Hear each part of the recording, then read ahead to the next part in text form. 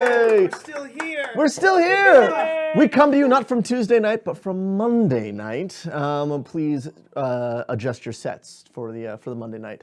And we are coming once again for Warda here in the Pocket Dimension with these lovely people and you lovely people. We welcome you. For those of you that are new to Warda, Warda is a Fate-based game, a Fate-esque game that we play. We play it very loosey-goosey around here. Where it is Game of Thrones meets Downton Abbey that flirted with Agatha Christie. We come every week to be a part of this in this giant city and have a lot of fun. We have just recently finished Warda Curiosities, which was, what is it, like 9 episodes or so? Yeah. It's about 9 episodes that we did. Well, I mean, it's 18 episodes total, 2 arcs, with a particular crew. But now, for these last 4 or 5 episodes before me and Ali move to Florida, we're going to do what we call Warda Glimpses.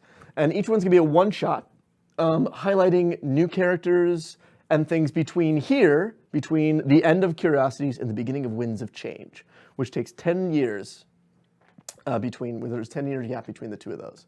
But our first one tonight takes place with our B team. B team! Each one of these wonderful people were a guest star on Curiosity's second arc at some point, and we had a lot of fun with you guys showing up for one episode and jumping in and having a bunch of fun. And we thought we loved them so much we'd bring them back and we'd have them do one final adventure, all of them together, to see what's gonna happen. What could possibly happen with all these people? So much. And before we go through, let's introduce our wonderful actors this evening. We're gonna start down here with. Hello, my name is Tyler Lee. I'm an opera singer living in Chicago. I am playing Felix Draem. And what is Felix? Let's Oh, sorry. Felix is a fairy. He is also a member of the Soggers, or the Department of Magical Suppression and Dampening. And he's a little ninja. Ninja Batman. Little ninja Batman fairy. Ninja Batman fairy. Next. My name is Kate Booth, and I play Grettie Buschelcroft. Grettie is a brownie, aged 154. She is a spelunkerer for hire, and she is also the leader of the Junior Mab Troop Designation 4521 for 9 girls. Very nice. Next. My name is Nathan Thompson. I am a writer. Is it on? It should be on. Check. Is it all the way up? Hello? Is it looks like yours is in the middle. Is it there? Check. Better? No. Oh no. I will shout really loudly. Never mind, I fixed it. You fixed it. Okay. Oh gosh. Sorry. So as you can tell, glad everyone's awake at home. Thank you. my name is Nathan Thompson. I am a writer-actor living in Chicago. And I am playing Iggly Twitchwiggler III, a shrewd merchant gentle Gobbin from Amminheim, who has his fingers in a lot of pots. Whoa, so good. Next. I'm Eli Kurtz. Hello, everyone. Good to be here again. And I will be playing Sandir Chundhali. Sandir Chundhali! Hey! I am a Nayati paragon of honor, victory, and male beauty. And of course, co-starring with me is Sandir's hair. Woo! Kill me. That was exactly what I wanted. It was perfect. For those of you that are on the Twitter, the picture is of Sandir Chundhali on Warda Glimpses on the page. So that's what he looks like. And last but not least, I'm Drew Murjeski. I'll be your GM for tonight. We thank you all for being here. We thank you guys for being here. Thank you guys so much for doing all this. It's going to be great. It's going to be a lot of fun. We thank Ali on the 1s and 2s. Hey guys!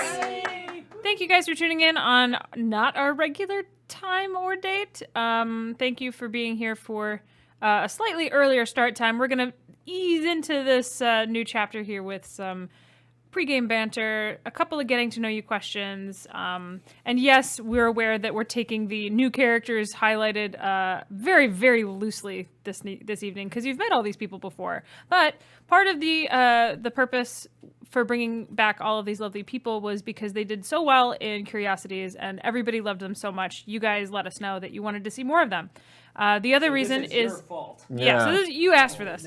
The other reason is Iggly Twitchwiggler, as played by Nathan Thompson, is a part of Winds of Change, and Kate Booth, though not playing Grettie Buschelcroft, is also a part of Winds of Change. I brought my lucky pixie necklace as like a favor because I play a pixie in Winds of Change. She does. She's a wonderful pixie named Gist. That means if we get to Winds of Change, there'll be more pixie action, guys. More pixie action and lots of manipulation on Iggly's part, to be honest. just really. Which is it was a stretch, you know. I figured do something a little exactly the same. Okay. Yeah, absolutely. So thank you guys for tuning in. We're happy to have you. We're going to do some getting to know you, some chatter, and then we'll get started in a little bit here. All right. We also have to thank the One Shot Podcast Network for letting us use their pocket dimension, because without them, we would not have this nice Carolina gaming table. Ooh. Nor we'd have this great space with all the cameras and the lights and the microphones and everything. We look legit when we do this. If we didn't have it, we'd just be a bunch of nerds in an alleyway, playing with the rats. All right. I beg your pardon. You're a vole. It's different. So we let's jump into it, and we will do getting to know you. Getting to know you. Getting to know all about you. Allie, do we have a getting to know you question today? We have several questions submitted by the live studio audience in the chat. And the first one I'd like to start with is, if you could have any job in Ammingrad, what would it be? Like, if you could say, I want this job, and they gave it to you instantly on the spot, what would that and job it can't be the job you have now. Yeah, it has to be something else. Let's start with Grettie. Good, because I'm very much ready to answer this question, and I know exactly what I'm going to say. I have something ready to go at the spur of the moment for what job I would like to take besides mine own. I think I'd like to run an orphanage. Oh. I think I'd like to help. Well, of course, there's not many orphans here in Warda because we live in a very lovely place. But, you know, there are a few that have somehow gotten a bit misplaced, as it were. And I would like to give them a place to stay permanently. So I think that that's what I would do. I'd run an orphanage, and I would make sure, of course, the only requirement would, you know, I don't even know if I would require them to join one of the scouting units, because I think that choice should be a part of it. So I don't think I'd really make many rules, except everyone has to work hard for all of their meals, because you should learn how to work hard in life, and that way you'll get bigger rewards. And that's the end of my ramble. So child labor. That's one of the... That is not what I said. I said I'd like to run an orphanage. So a child workhouse. I'm teasing you. I'm teasing you. Grettie is right. There aren't a whole lot of orphans. Well, there's not a whole lot of Fae orphans, because they're usually given to the state or to other Fae families. There are plenty of human orphans, though. But they're not real. That's fine. I'll take care of them. I'm not particular. I just want to give them a home and a roof over their head. Good to know. Good to know. Yes.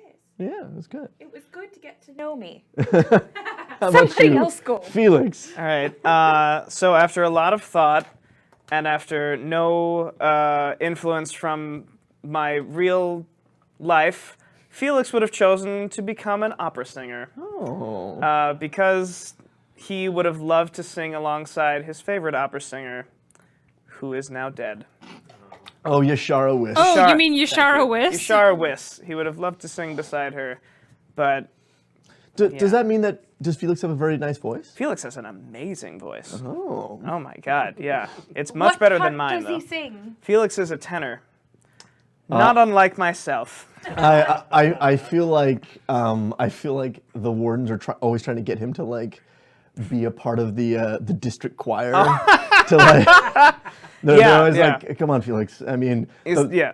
like oh man, I totally feel like there are plenty of warden stations that have barbershop quartets, Oh, yes. and they always try to get Felix to be a part of their barbershop quartet. Absolutely. Absolutely. I think Felix has done it twice. Yeah. The first time he did it, he was really drunk. And he was like, fine, I'll do it. And he came in, and that's the first time he got really sad after and started sending drunk pixie texts to his exes. They sang Light a Rose. Yep. Yeah, it was great. And then the second time he was completely sober and he was like, I could do this. I could do it. But then he like had flashbacks of his dad and was like, no, I can't do it. Back to sogging. And that was it.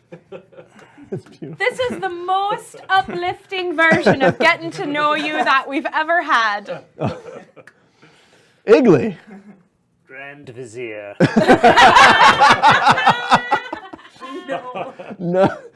No hemming, no hawing. Oh, no, I'm sorry. Actually, well, no, greeter at the palace. Oh. Ooh. You know everything. Yeah. And there would be people who just, sorry, it's too busy. You have to come back tomorrow. Why, you, of course, come in. You want to come in? Oh, I'm sorry, there's no more room. Maybe if I knew something. Or, what do you know? There's a spot that's just open. Oh my goodness, that's beautiful. I'm afraid you have to wait for 5 minutes. Let's have a chat. With your Grand Vizier, I was going to say, to who? Like, to the dare? To a Sealy? Like, What do you got? to the entire Sealy council? Yes, all of them at once. Oh, yeah. Sandir. Well, it should come as no surprise that Sandir Chundhali, not a lot of things are out of reach for Sandir. But there is one thing, and it's one thing he would love to do very much. Not many people know this about him, but he finds the mission of the Junior Mabs to be noble in the extreme. And he finds their organization to be preferable in terms of social responsibility to the Junior Dares. And so if he could be anything other than a paragon of honor, victory, and male beauty, he would choose to be a Junior Mab troop leader. That's I'm going right. to need a moment. Excuse me. Okay, I'm better If anyone now. out there is good for drawing, it is Inktober, and Sandir Chundhali in a Junior Mab leader outfit would be Oh boy. rather amazing. That's delightful. Or maybe earning a badge of some sort. That's beautiful. Do we have a second question? We do. Oh. Hold, please. Oh, so we have several questions that I like. Yeah. The next question I would like to hear answered tonight is, what are you creeped out by? / what do you have an irrational fear of? Okay, irrational fears. It can be as mundane as you want. I already. Oh wait, who is this for? This is for you. Go for it. Yeah. Oh, I know this one. Oh, I go have for an it. answer. Being clean. I think that I get sort of the wibble wobbles whenever I think of maybe having a very pristine set of fingernails or a clean face. I just think that if I'm naked as a babe and there's not a bit of dirt on me, then I have no layer of protection against any of the outer elements of the wilds and the world. And so I don't like to be clean.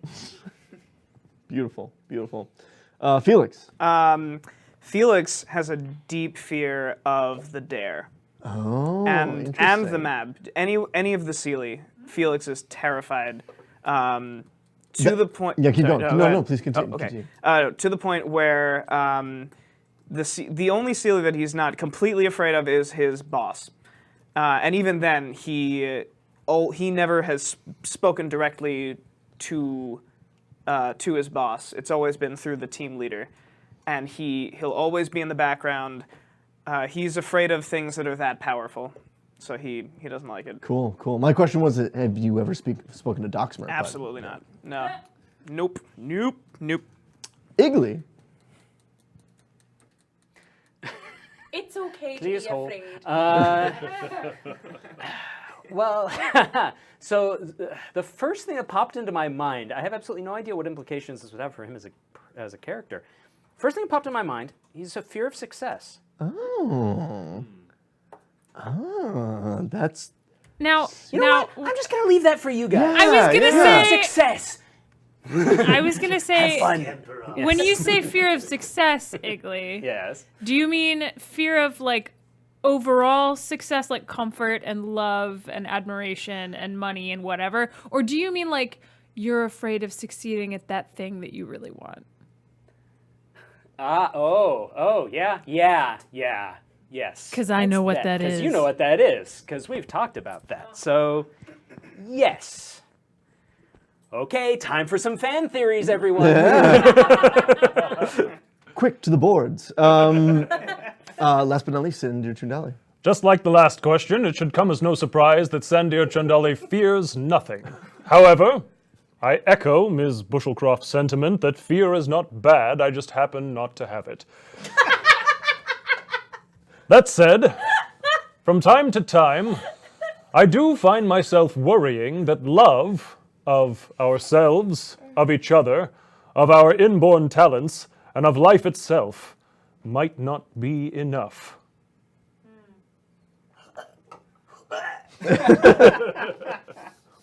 I'm sorry, were you saying something?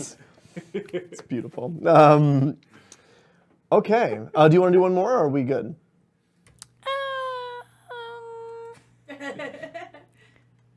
Let's do one more. Okay.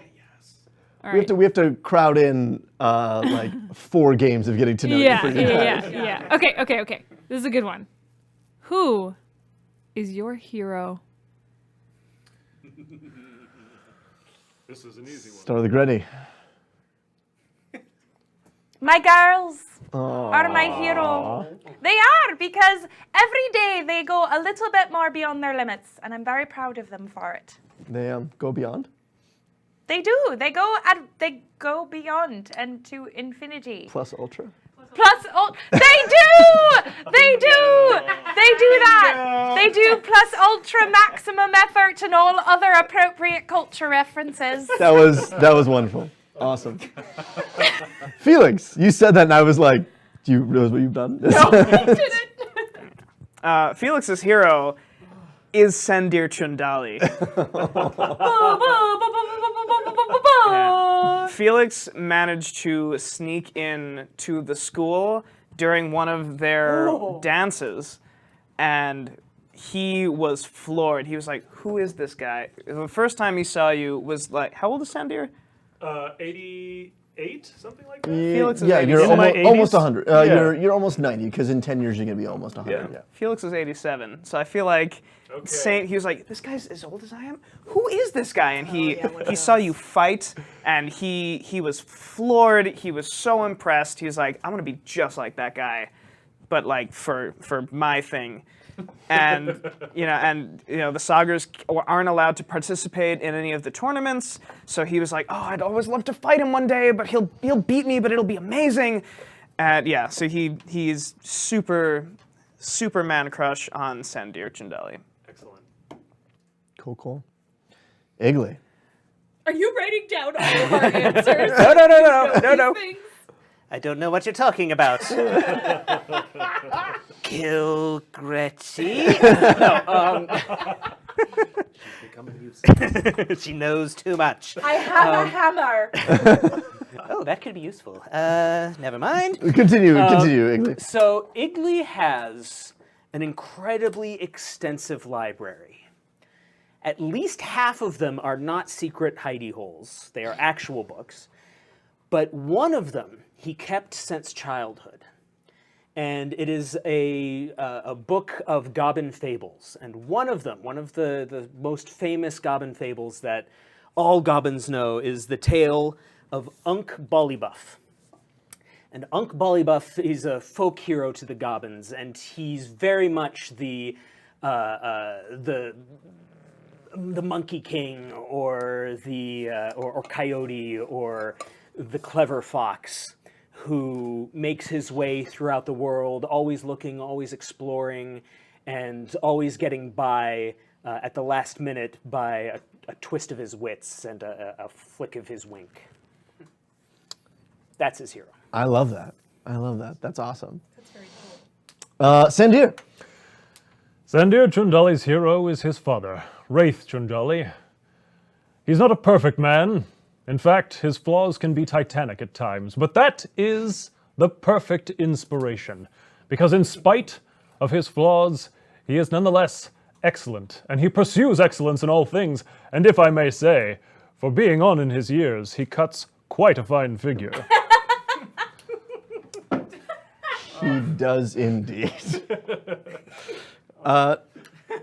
Thank you guys. That was a great getting to. Everybody sit here and think about Wraith Chundhali for a second, because everyone went there. Everyone went there. I don't hush falls feel upon the chat. comfortable right now. But you like being dirty. I do. Different meaning. Oh, it's a different meaning. Oh, it's a different meaning. Thank you guys so much for that. So, with anything on your end, Allie? Anything you want to say?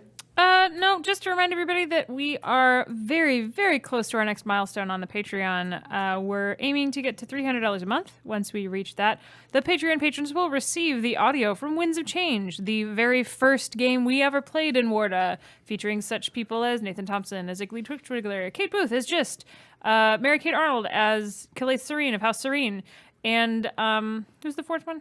Oh yeah, Bill Gordon as Griff Hood, the plucky human weather thief. That game takes place 10 years following the events of Warda Curiosities. So Glimpses, as Drew said earlier, is going to take place bridging that gap of 10 years between Curiosities and Winds of Change. Help us get to Winds of Change. Thank you to everybody who's tuned in that is already a Patreon patron. It means a lot that you guys are supporting us and helping us continue to do cool stuff for you. And if you haven't joined the Patreon yet, please consider doing so at any level that you feel comfortable. Every little bit helps us get there, and we have so many things to share with you. Little known thing. No, it's not a little known thing. But Winds of Change also continues the adventures of Sandir Chundhali. Yes, Sandir Chundhali is present as an NPC in that game. Yeah, although Eli does not play him, he does continue on. It was very funny because when we were like, we would like Sandir to be a part of Curiosities. Yeah. And we thought, like, who would... Drew was like, yeah, but who are we going to get to be Sandir? We both looked at each other at the same time and went, Eli. Yes! And it was perfect. I am deeply honored. All right. You guys ready? Yeah. Okay. All right. So, let's do our cold open, as we usually do. We open up on the Shattered Night, which, as we remember last time, and the last couple of episodes, it's the major riots that are happening right now under the High Dark Mountains in the city of Amminheim. So we know that that's what's going on, that there are riots happening, that there are wardens, and there are fae there are humans and half-genes causing havoc in Amminheim. And we know it as the backdrop for our A-team, as they go through trying to figure out about Spider Willow and the Key and Royland Ponce and everything that's going on with that. But in the meantime, we go back into Amminheim and we see the city on fire, as it is right now, a lot, because I seem to open every episode with, and the city is on fire. And several episodes, yeah.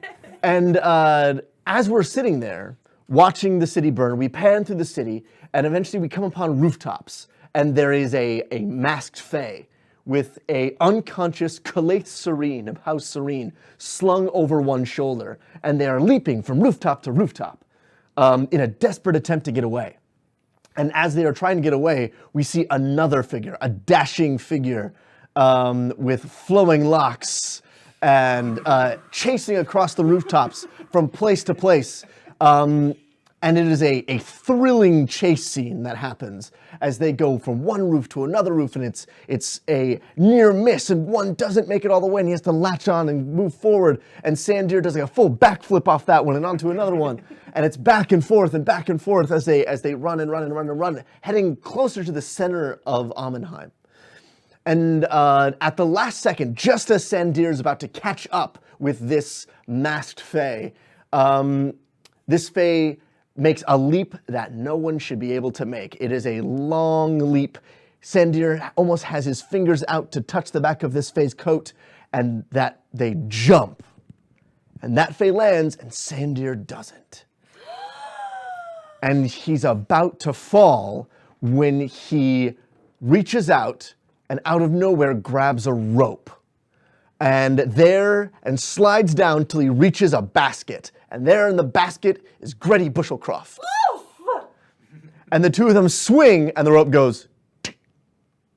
And they fall into a pile of garbage because it's Grettie. And they land into a pile of garbage, and they both come up, poof, and look at each other. Are you the Grettie Buschelcroft? Are you really this handsome? Junior Mab, Troop Designation 4521? Aye, that's me. I have all of your collectible cards. My word, your eyes are absolutely, you're very pretty for a man. I agree, thank you, but you are Grettie Buschelcroft. Well, yes, I am, thank you. How do you know, have we met? Well, who hasn't heard of Grettie Buschelcroft, the Junior Mab Troop leader? Please, let me help you out of this garbage. Oh, thank you. Oh, thank you. Oh, whoop, not there, dear. Thank you, thank you. And as he helps her out of the garbage, the camera pans back, and we see a large abandoned train station. And we see that even though there are firelights in the distance, that this, even though it's abandoned, it is lit up, and there's activity going on in it. And we hit the intro.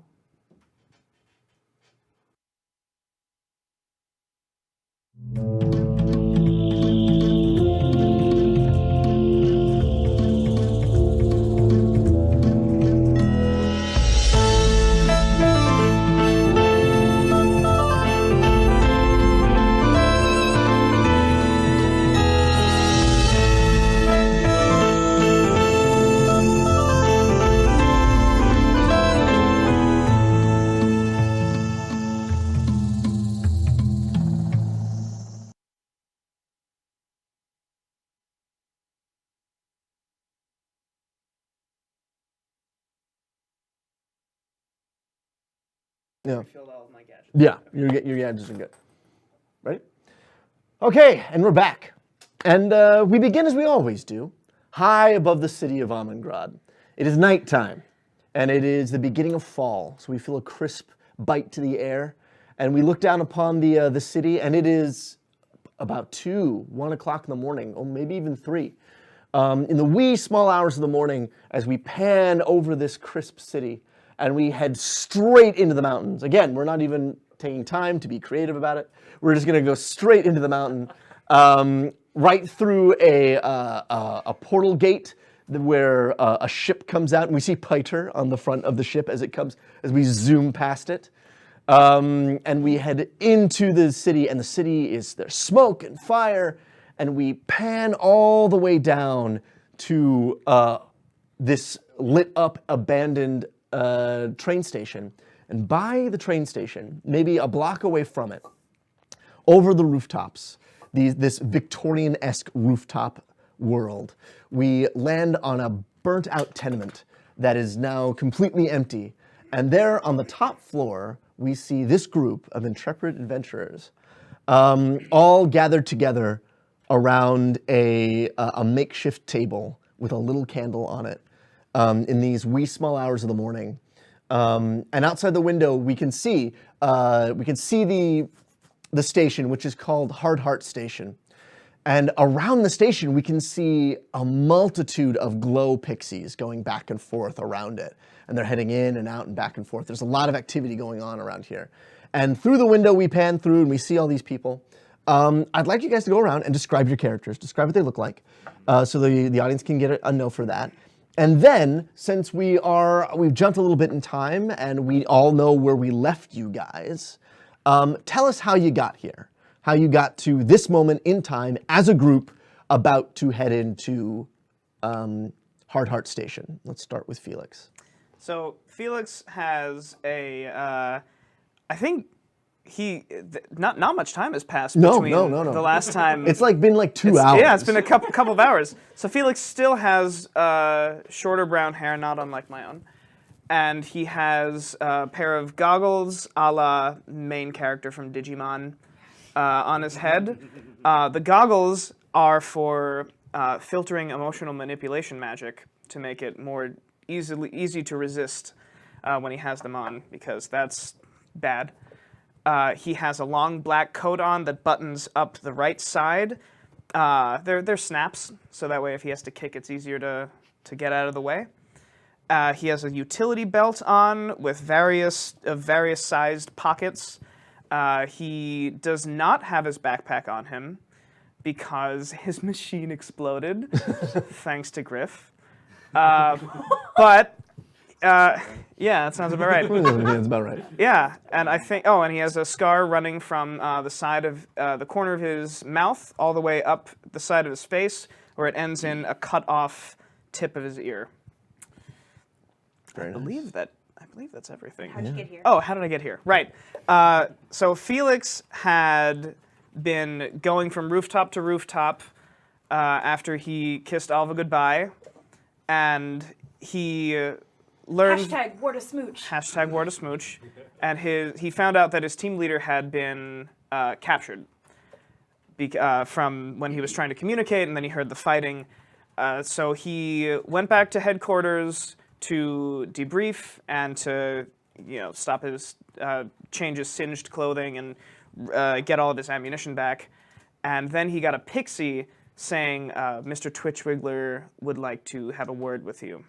And so he said, all right, and he followed the pixie to Iggly Twitchwigglers. Next, we'll go with Grettie. So Grettie is quite on in her years for a brownie. So she actually has a little bit of austere gray about her. But most of her coloring is, we think, dark brownish. There's lots of other layers on top, so we don't really know for sure. I'd love for her to be pure white. We don't really know for sure. And she's wearing very exploratory clothes, as though you were on an architect dig or something similar to that. Clothing that is covered in dirt and grime as well. She has a neckerchief on with the little logo for the Junior Mabs on Which it. is what? Which is exactly what one fabulous person from our fan base is going to design, because that sounds really cool. That is straight from Grettie Buschelcroft, guys. And you don't say no to Grettie. Absolutely. I need a Junior Mab logo. No, I think I actually need that in my life. But anyway. And she also has goggles, not unlike our friend Felix here. Hers have many different lenses that she can switch in and out. And they have several different functions, which she uses when she is spelunkering. And she arrived via Sandir Chundhali, also known as Hell in a Handbasket. That's our couple name. It is our couple name. So she met him via Basket and Dumpster, and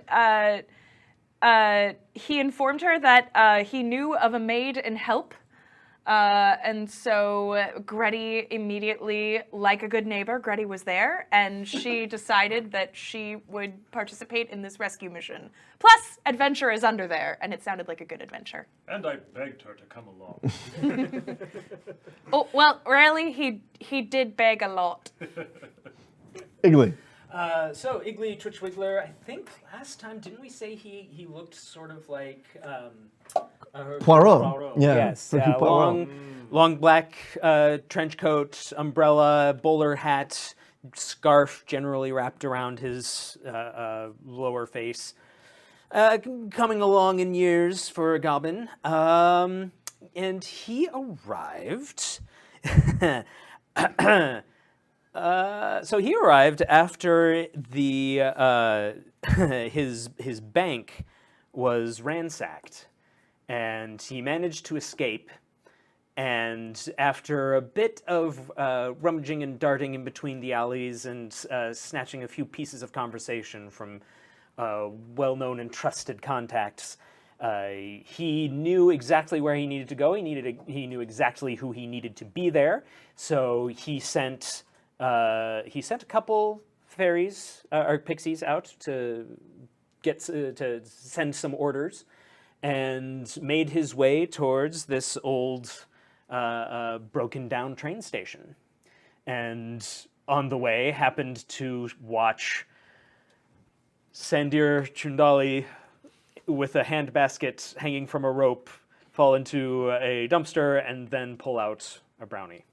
I do sort of feel like Grettie was riding sidecar in the basket. Like, I feel like you just were carrying it, and she was just sitting in the basket and was like, let's go that way! Chewie and 3PO, you're not in pieces. You're just dirty. Otherwise, in exactly the Yeah, same. exactly the same. Yeah, it's exactly. So, so Sandir is 6'4". He's the largest of them, I think, by a considerable margin. I don't know how tall Felix is. He's like 5'8". Yeah, so I'm quite literally head and shoulders above everyone else. Powerfully built, lithe. He's got this dark green skin that's kind of scintillant with scales. He's got the most flowing and luxurious seaweed locks you've ever seen in your life. His jaw could cut diamonds. His brow needs no crown. It is noble on its own. And his teeth, hidden behind full, luscious lips, are white as a pure sky. And yeah, he's wearing, he's wearing jodhpur pants, and he's got battle damage on his shirt already. Considerable battle damage. It's mostly not a shirt. It's like a tattered vest at this point. And thanks to Grettie Buschelcroft, they managed to turn the rope on the basket into some clever straps. And of course, Sandir begged you to teach him some knots. I did. And he learned quickly, of course. It was a very good study. I am the quickest of studies. Anyway, so I have this backpack on and I'm jogging through the streets, and I would say that out of everybody, we probably made the slowest progress because Sandir is too pure for this world, and there were a lot of people who needed help along the way. So every half block or so, it was like, oh no, Half-Gene Fae, pulling Fae out of their homes, we have to stop this. And but eventually we did make it to the train station, and here we are. Yeah. Picturing hours later, and he's like, where are they? Well, the riots are done. Yeah. I've stopped them single-handedly. And no one was surprised. Anyway. So here we are in this room. So guys, With here you this are. table. In this room, with this table, with this candle, with Hard Heart in the distance. What do you do? So you guys know for a fact that Quillathe has been taken there. You have surmised that this is where team leader has been taken. Wilmax. Wilmax. Yep. That's right, Wilmax. Wilmax. Team leader Wilmax. And Iggly, from what I remember, you have understood that this is where Spider Willow is consolidating their empire is being consolidated here, basically. They're coordinating it from this place right here. And once I learned that, Grettie also is very invested in the escapade because of her recently meeting up with this charming fairy who was very maybe not charming is the right word for all the. Very intense. Intense is a much better word. Highly And skilled. yeah, and She's a very special set of skills. was traveling with Emberlar and Tippin, who Grettie met just Emberlar tonight for the first time. And Tippin she had met previously and is known to be a friend of Owen. So Grettie is very wanting to help her new friends. And the mission is the same, actually, from what you had before. Yeah. So you've continued on, and you're on the second prong of this two-pronged attack. It's like no time has passed at all. Excellent. So the question is, what do you guys do? I know Felix spent about 20 minutes fanboying when Sandir showed up. Good 20 minutes of like. We jump back to we jump the back meeting to between. like we're I guess we're already in the room and we're waiting for them. This or- is the room where it this happens. is okay. And so then they come in.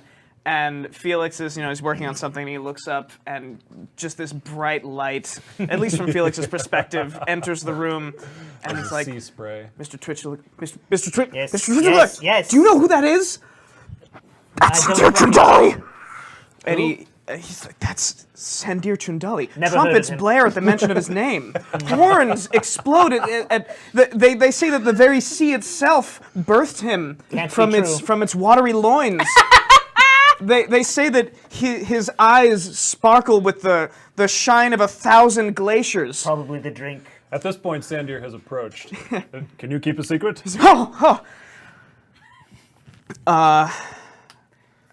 Yes. It's all true. Oh, of course it is. This is going to make things. Oh my dare. difficult. I need 10 minutes. He actually has to go into his sogger meditation training to keep his enthusiasm down. And about 20 he goes off into a corner for about 20 minutes. And then 20 minutes later comes back, it's like, I'm ready. I don't have much to offer you, but here's a piece of a Junior Mab biscuit. You look like you need some sustenance. I haven't eaten in a day, so thank you.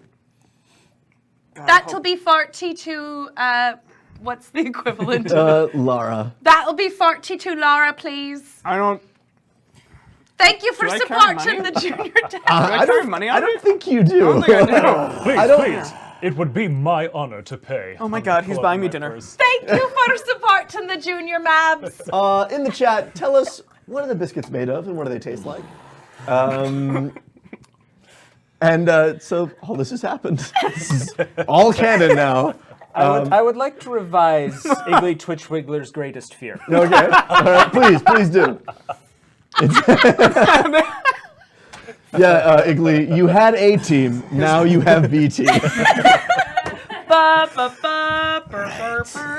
When you need nothing to get done, you Okay, so I would like to spend a fate point Sure. saying that Grettie, in her bag o' schematics, happens to have a map Oh, very nice. that will help us find a way into where we need to go. Okay. Into Hard Heart. She's so resourceful. So tell A me, junior map is always prepared. Yes. roll me a luck.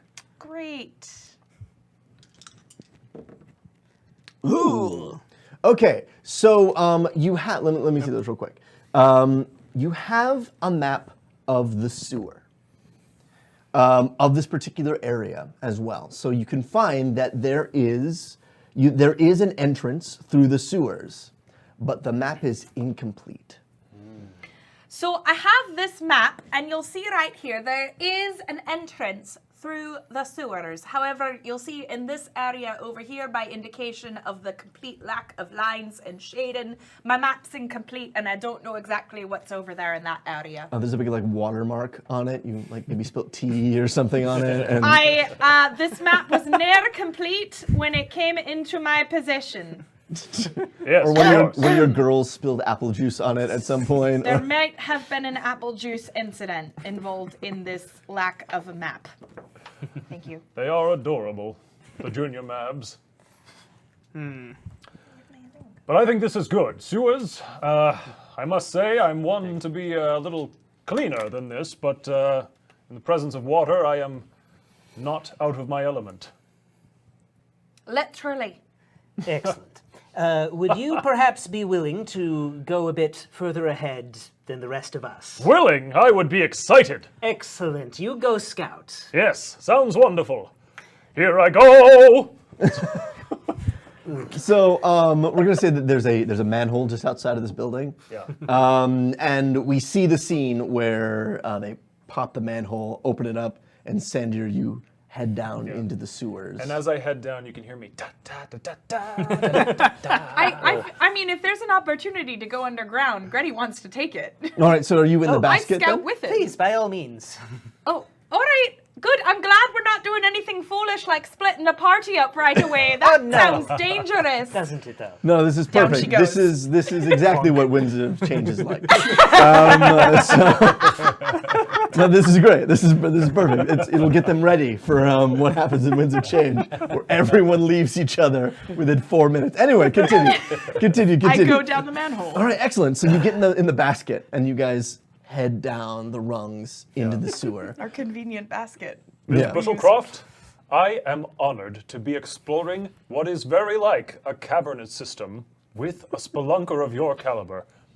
If you could teach me anything while we're here, I will be an apt student. Don't talk so loud. I'm trying to hear where the echoes are coming from. Yes, of course. I'm gonna roll a quick stealth because I'm behind Sandir. All right, that's a 4. A 4, okay. All right. Leaving you? Oh no, I mean I'm definitely with you, but at some point I'm walking directly behind Sandir. How'd that Just for a happen? brief Nobody second knows. until I guess you clear your throat or something, and I go back to you. But I'm just like, I'm just gonna let it happen. So there's this moment where they get to the bottom and they walk along. You know how there's water in between and there's like a ledge. You guys are walking along that ledge, and there's one of those like archways. And Felix looks out of the archway and then goes back into the shadows and then ends up back at the top somehow. yep, yeah. I got a that's- 0 on my notice. Yeah, you did not notice him. So I'm like here, just for a brief second. Just like the camera like briefly looks at him, and then he melts back into the shadows. And then he melts back into the shadows. And do tell me, Iggly, what are you guys doing up top? Well, while they are searching below, how do you feel about searching above? Yes, sir. We should do that. I see a couple of holes in the roof of this broken down train station. Do you think you could leap up there and take a peek inside? Absolutely, sir. Is there a way for me to force blast my way up? I don't want to use my gadgets yet because we haven't encountered anyone. Okay. I mean, you can either roll me an Or Arcana I check, guess I could just. or you can climb. You can Yeah, roll an athletics as well. I have no athletics. Okay. Besides Nulketo. Yeah. So I will roll an Arcanica. All right. That's I mean that's still that's a 2. A 2. A 2 is not bad. So with that 2, what you're actually able to do is you climb using. This is what you do. You find a piece of wood, like a board, like a door, and you make that door levitate. And then you're able to just use your like a force blast to. Very cool. And you go, like, it's basically an elevator. You make a makeshift quick elevator that, Call a lift. and you jump off at the last second as it goes, Very because cool. you couldn't control it. So somewhere there is a door floating above. There's now a door floating off someplace. Great. And I guess I should notice Yeah, roll me a to notice. see if there are things about. That is a 1. You land, and you land in that stealthy, like ninja 3-point landing, and you straighten up. And as you straighten up, you straighten up into the camera shot, and there's 2 thugs like sitting there, like looking, like they're like right there where you landed, and they're both sitting there. They have like a bottle of beer that they're like, they both look at each other and then look and they go, set down the bottle. Pick up strikes. And they go, "What you doing, love?" Gentlemen, I... Oh, he calls us gentlemen, does he? Yeah, he does. I wonder what that's all about. The one's a goblin. Cool. Gentlemen. All right, I guess I'm gonna... You know what? Cag it. I'm just gonna run at them, and I'm gonna try Perfect. and knock them both out. Perfect. I want you to roll very quickly. We're going to roll a fight, and it's just these two against you. Cool. So you literally it's gentlemen. All right, that'll be Nalketo. Okay, good. That's a 5. Oh, that's a lot of pluses. Yeah, they got that's 3 a pluses. 7. Okay. That is much better. Because they got a 5. And so it would have been fun. So yeah. It is gentlemen.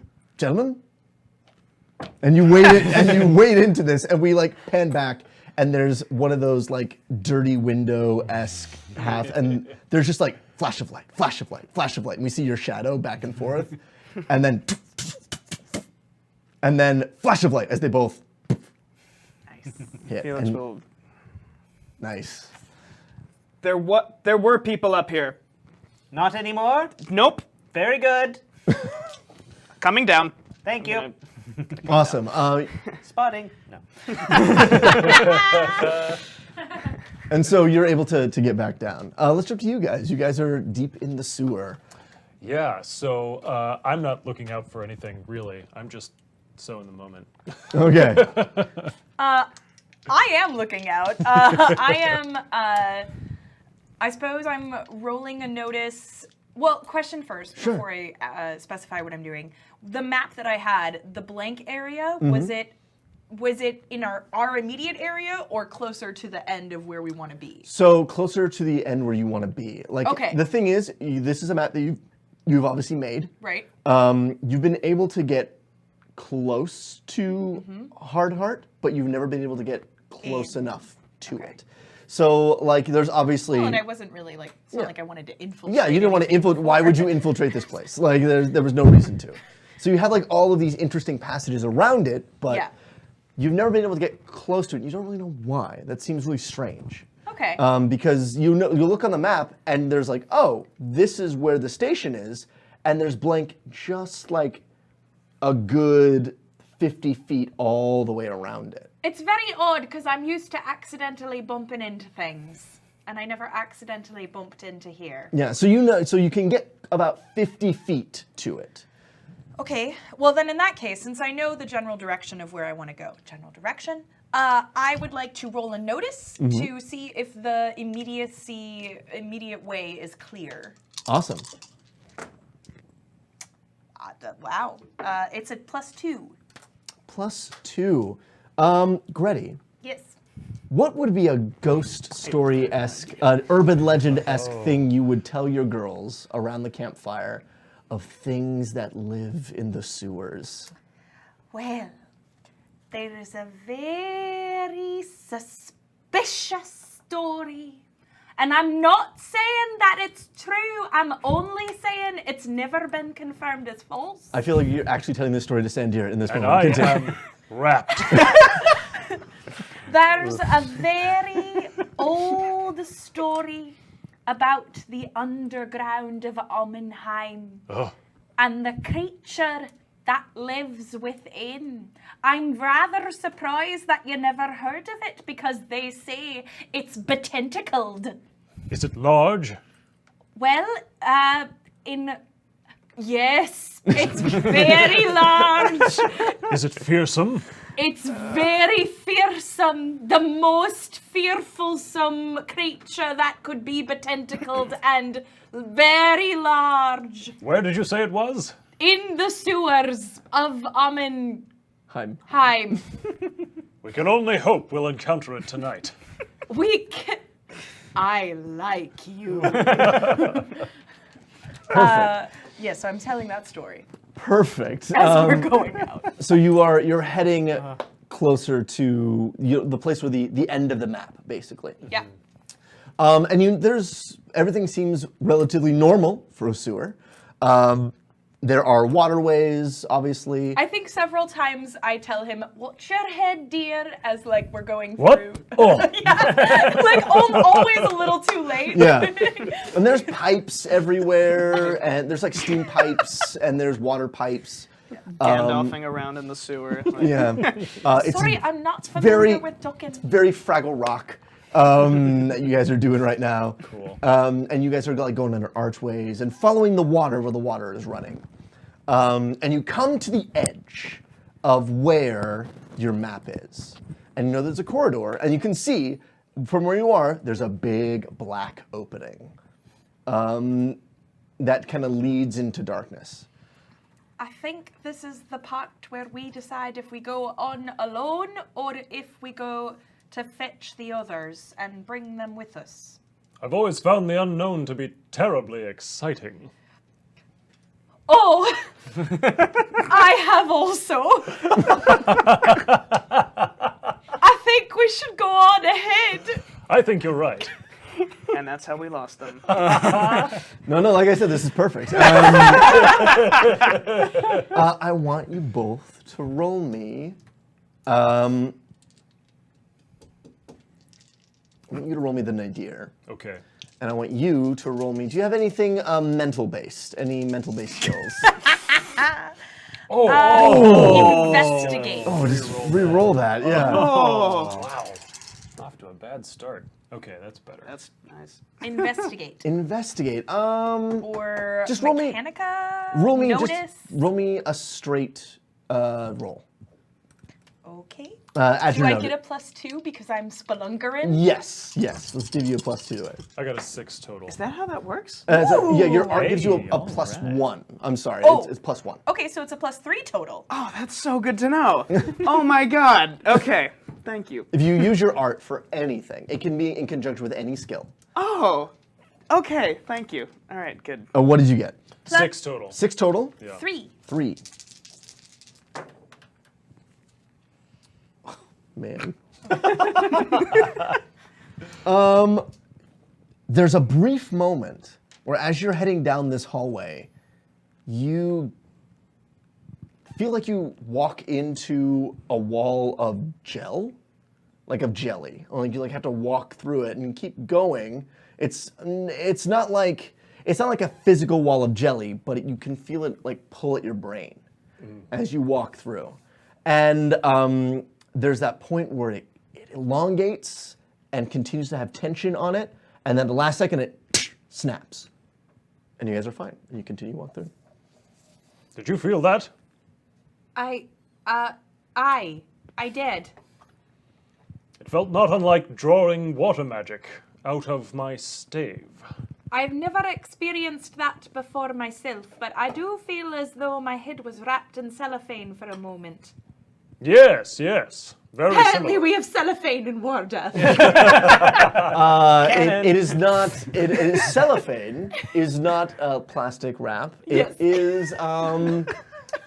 It's a film It's a developed film. by the Nayade. Yeah, it's a film developed by the Nayade. It's based off of like jellyfish, and they use it to. It hardens into glass. And it's thin, and it hardens into a very thin sheet of glass, and they put it in. But it's organic matter that when it dies and dries, it becomes transparent. This has been a word of wisdom. Yeah. I feel as though my head was wrapped in waterfane. No, it's a cephalopane. Cephalopane. That's good. I like that. Cephalopane. Yeah. All right. That's what I say. Yes, very and actually, no, I don't really respond because at this point you can't really see, but my eyes have gone totally black as we're wandering down this thing, and you can just hear me every now and then saying, "I am the nadir. I am the deepest point," as I'm making my way down this. Roll me a luck, real quick. Me? No, her. Tell me how his weird behavior is okay, and then how it is not okay. So, it's okay, because, I think that Grettie is often very aware of her eccentricities, and so she's never really she doesn't spend too much time around other people. She usually is very solitary and is sort of nervous around most people in general. So it's okay because someone's weirder than she is, which has never happened before, and is very odd and singular and unlike anyone else of that sort of genre of fae that she's ever met. So it's okay because it actually kind of puts her at ease in the situation. She doesn't feel anxious or nervous. It's not okay, however, because it's very distracting and she's trying to keep a focus on their path and their track and be safe, and she misses some sort of rocky, slippery area, and they both fall down. Yes. You as you guys are going, you are like, I am the nadir. I am the deepest point. And you're tapping the ground, and you tap and to where there is obviously it begins to downgrade. You're like, oh, I'm going to stop here, and Grettie walks right into your knees, and the two of you, whoa, and you start sliding down. And we jump to you guys outside. We're still outside. Oh, that's right. Okay. Yeah, so you guys are outside. You have just beaten up those guys. And are you going to bring him up as well, or are you going to head back down to... I think after I beat them up, and I said coming down, and I would do a flip and superhero landing at the bottom. Cool. Right in front of him, trying not to get him wet. Sorry. Yeah. But I think I would, as we were walking, I guess we should follow Mr. Twitchwiggler. Not just yet. There's one more thing that I would like you to do for me. I have a package here. Could you bury it on the northwest side of the building? Yeah. Thank you. Okay. Okay. I'm gonna do it. We will meet back here as soon as you are finished. Are you gonna be okay by yourself? Trust me. Will do, sir. Okay. And I'm gonna go to the northwest side of the building and plant a bag. This is not NRA at all. This is no. So you no, what are they called? Whatever. Capsule. So you go to the northwest corner and you like lift up a cobblestone. Just say, here we go. All right. What are you doing in the meantime? In the meantime, I am going to the southeast corner and I am burying a small package. Okay. All right. So you've both buried your packages and you meet back together. If you know what I mean. Do I look inside of it? Or do I not? That is up to you. I don't think I do. Actually, no, I definitely do. I absolutely look inside of it. Okay. Whoa. What is in it? What's in this thing? Please tell me it's nothing, and you just want me to leave. I think that there is a jar in there.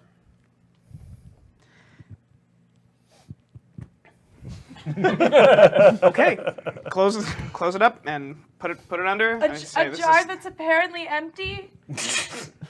It's opaque. You can't see inside. Okay. Right. I'm not gonna question this. This is weird, but all right, it's fine.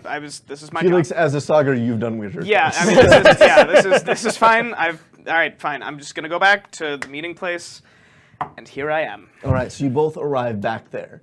You have noticed as you were going around, there are other guards around the wall.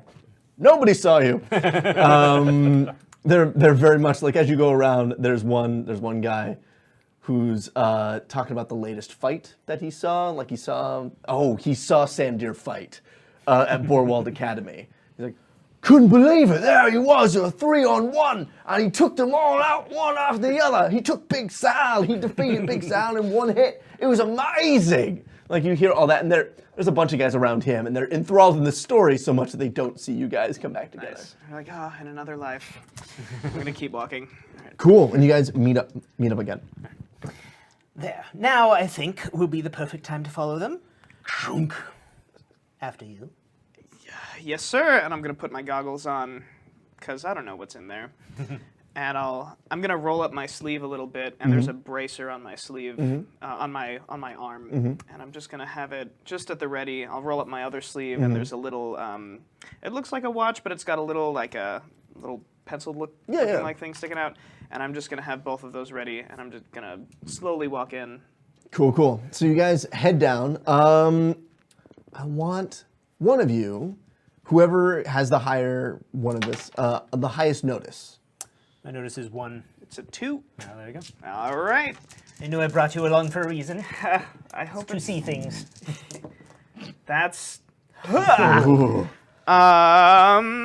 a neutral notice. Neutral notice. Hotel. Neutral notice hotel. Thank you, Craps Master. Roll me a luck, which is just 2 fudge dice. Cool.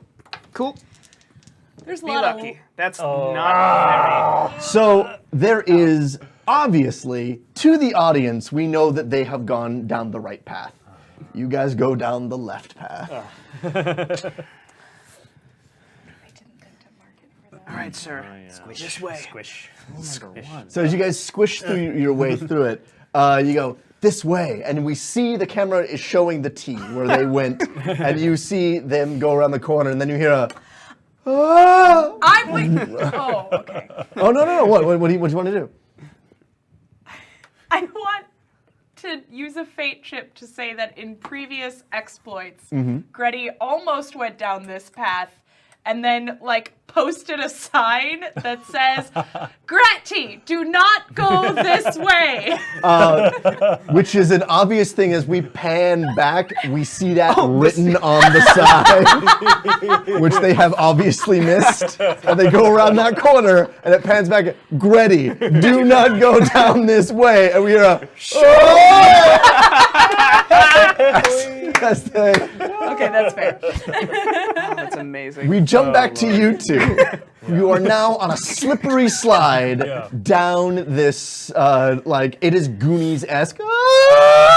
So, with the School of Staves, the staff can do some magic. Is that different than an Arcanica check? No, it would be an Arcanica check because you are using magic through the stave. So what it is you have imbued your staff with a particular type of magic. You still have to infuse your personal magic with it. Cool. But it is programmed to do certain things. All right. Okay. So in that case, then, as we're going down, first order of business is to collect you somehow. Maybe put you on my ample chest. I think I am absolutely sitting in front, a la parent and child at a water ride, and the little kid always has to be in front, And so that's exactly where she totally has her arms up. Too. Yeah. Well, Sandir too. One of them. Because I think at first she puts them on your legs and then is like, Second order of business, I want to make an Arcanica check. Sure. Using my skills from the Chundhali School of Staves to not just careen down this thing, but blast down. Yeah! We are friggin', what's it called? Slalom? No, the skeleton. Oh, yeah. You know what I mean? Okay, We are yeah. Blazing a You're going to blaze the trail. You want to go faster. Okay. runnings. So that's going to be runnings. a 3, 1, so 2 total. 2. Excellent. So what you do is as you're moving, you're able to put your stave behind you like a rudder. And you infuse it with magic, and you just, and the water, and so you guys are sliding behind you, and it lets out the stream and jet of water behind you. Sewer water. And you begin to hydroplane a little bit. And Sandir, you're able to stand up and put your heels down. And so you're barefoot water skiing down this. And we've changed the basket to be on my front so that you can be in front. Oh my God. And I'm watch this. Wow! And it is a circular tube, so you're able to it is. This is the most fun Grettie has ever had on an adventure in months. This is the best in months. Do you say that out loud? This is the most fun I've had on an adventure in months. That's what she says. An almost imperceptible happy tear strolls down Sandir's eye. We almost don't catch it because of the sewer water and the mist in the air. It's that anime. But the slight tremble of his lip gives it away. Oh, here, dear, have a biscuit. Oh, thank you so much. Don't let go! And I you, can do it one-handed. Oh, what and am I you made go, and as you go to take a bite, the tunnel ends. Okay. And you guys are now in free fall. I have a grappling hook, Okay. a second one. Okay. Roll. I mean, you obviously have. I I imagine. have multiple tools. Look. I imagine that in Grettie's little apartment, which is the junior mab house, basically, Yes. she has like a room with a couch that she sleeps on. We call it headquarters. She opens up a closet and there's like ropes and grappling hooks and like climbing gear and Yeah. chisels and things. yeah, tons of stuff. So you're like, I'll take you number Rule two. number one. So you obviously have another grappling hook. Okay, so I go, and I'd like to throw in athletics to see if I can Do it. get it onto something that's useful. Could I do the nadir to help her with timing? I'm gonna say that just roll. Yeah, just roll 2. Okay. No, real quick before he's gonna help you out. Okay. So it's neutral. Neutral. But the nadir is 4. Yeah, so we're gonna add half of the nadir to it, so it's a +2. Okay. With that. Which is 2 plus my athletics, which is my best skill, which brings it to a 6. Plus 2 more makes it an 8. Oh man, that's beautiful. That's like Luke and the Death Star accurate. Oh, it's Lucan and the Death Star accurate. So as you guys are out in the middle of space, time slows down. Watch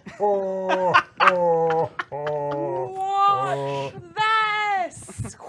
No. And we see the grappling hook move in slow motion, like open, as it latches onto the only place that it could possibly have gone in the entire cistern is this one small chink in the rock, and it goes, kink, and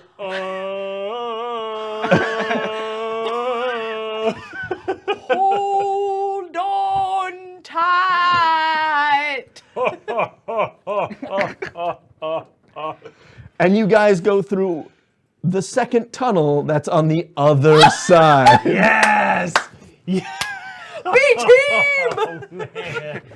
And this is how the B team functions. It's Play it fast and loose. it's beautiful, and like time reestablishes itself, and you guys land again, staff Perfectly on my feet. perfectly on your feet, the way that you guys were before. And the thing was, that tunnel was here, and this tunnel is here. So you guys went whoa, kunk, whoa, like it was Oh my god, that's so cool. perfect. As we're going, we have to remember that's back there. I want to go back sometime. Perfect. So let's jump to you and Iggly. Please tell me it's like right in front of us. That I'm like, oh, I wonder where that. Oh, Yeah, and then it's like. so what happens is you guys do the exact same thing as they did. So you guys are like going this way, and then but it's steeper. So it's basically you just kind of and you step off into nothing, and you guys are in free fall, and then you hit like a fungus moss slime bank, and you guys are sliding down this slime bank. Sound. It's a Ooh, that's and better. it goes That was good.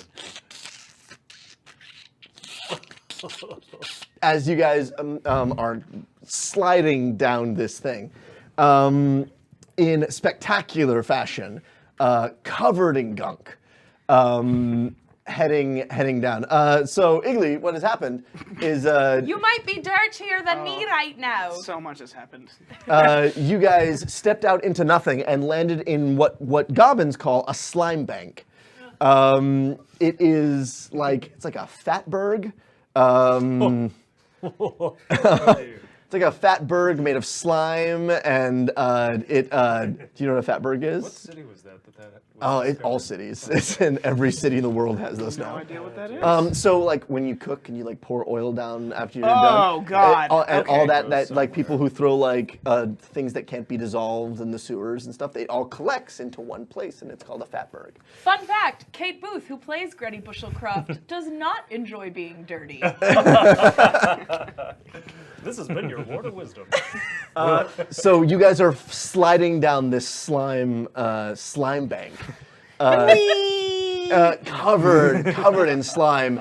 As you got, do you actually wee?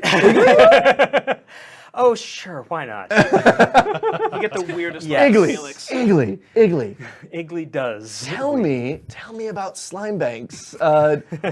Did you ever, as young gobbins, like go down slime banks? And Well, stuff like that? for the poorest goblins, the ones who have to make their own way, slime banks are the primary source of nutrition for them to live and grow. So they're sort of a congregational area for all of the low life goblins who are struggling to make it in this cruel world in which we live. Excellent. And that is where you guys slide yourselves into. You slide yourselves into a hobo town of gobbins. As you guys slide to the end of this, you like do that. You're starfished, and you do like the slide around. Perfect anime fashion. Yeah. As you guys slide around that, you come to the end, and you both are covered in gunk. And as you sit up, you see a little shanty town set in this giant copper tube that you guys are now in, and it's built to the sides of it, and it runs all the way to the ceiling even.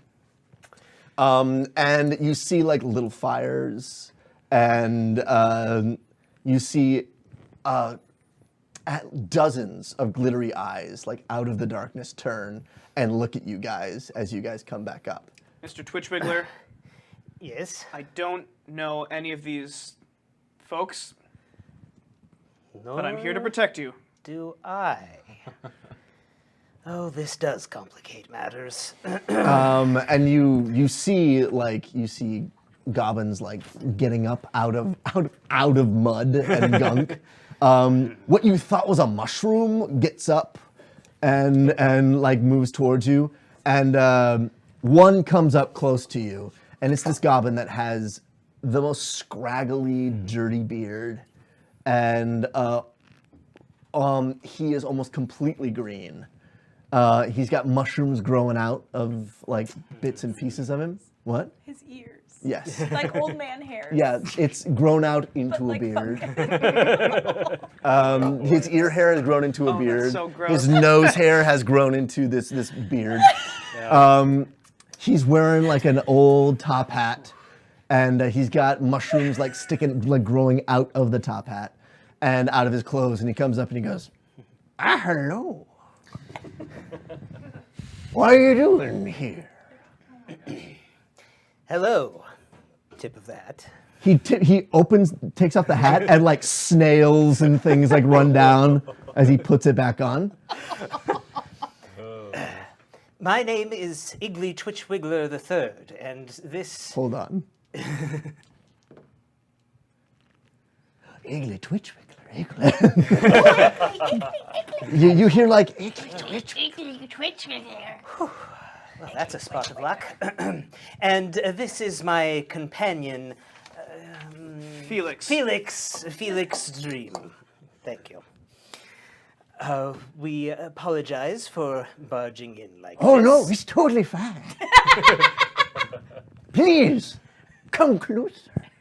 Of course. Sir, I don't know if that's wise. It's all right, Felix.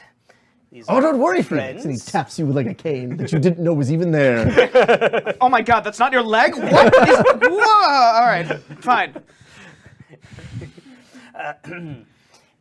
Yes, I was wondering. Me and my friend, we are on a little. Shh. Do you hear that?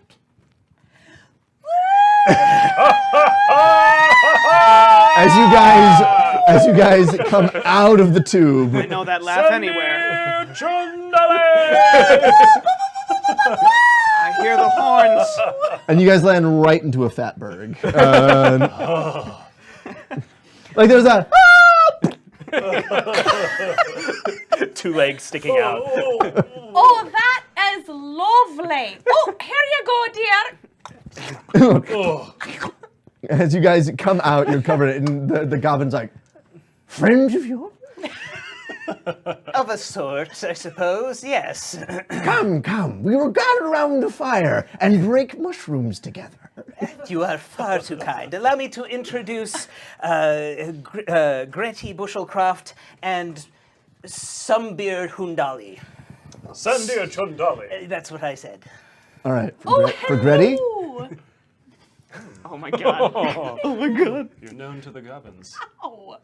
they're like, oh, Sandir Chundhali.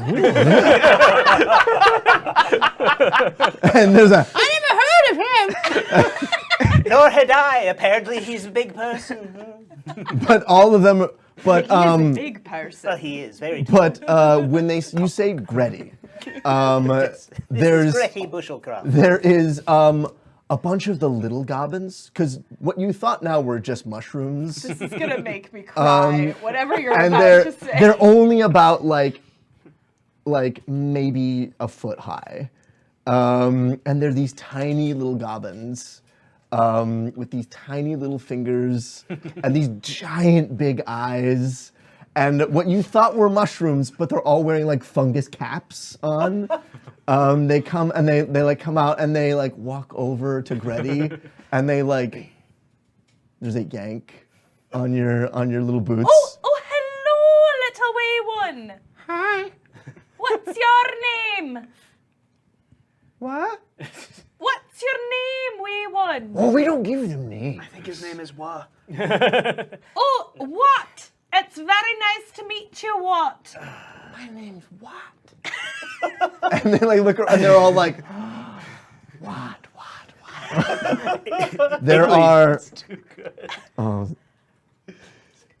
there are 9 of these little Gobbins all around you, and It's my lucky number. Iggly's umbrella whips out and grabs Grettie's neck and pulls her in. And in a harsh whisper, he says, "Do not get their hopes up. The chances of any of these goblins leaving here is virtually nil." I am called what? And they're like, what?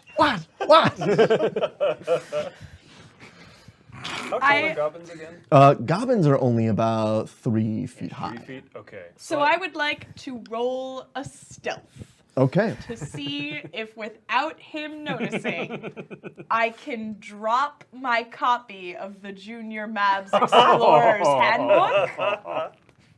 I'm not even gonna have you roll for that. That just happens. So I'm nodding to Iggly and I go, oh yeah, good point. You feel tiny hands reach around the book. Yeah, they can't see what I'm doing because I'm blocking the camera with my body. But I do. It's one of those where like I totally like reach over and like unzip a pouch and then like They're pull like a it out ton of baby Groots. and zip it back. Like there are a ton of tiny little baby Groots, but mushrooms, and they. And I like hold it with one hand and then like point at it with the other one. And you feel tiny hands like reach around it, but they're like on each other's shoulders to like make sure they get it. This is too much. And they the camera pans over as you're talking to Iggly, and he's like, these Gobbins, they're not gonna make it. You need to understand.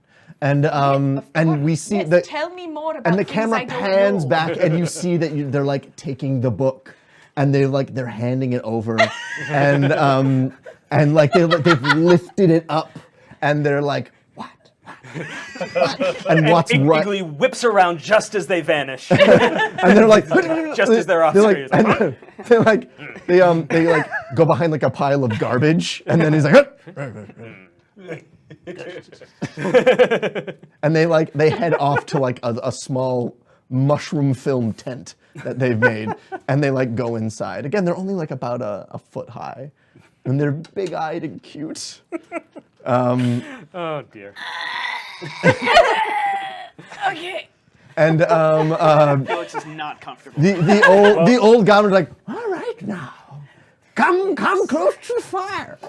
As we're walking over, I come over to Felix because you look uncomfortable. I'm uncomfortable. I'm like, I think I found a place where my reputation doesn't precede me. I think I found a place where I'm not completely in awe of you right now. I'm absolutely distracted. Don't take this from me.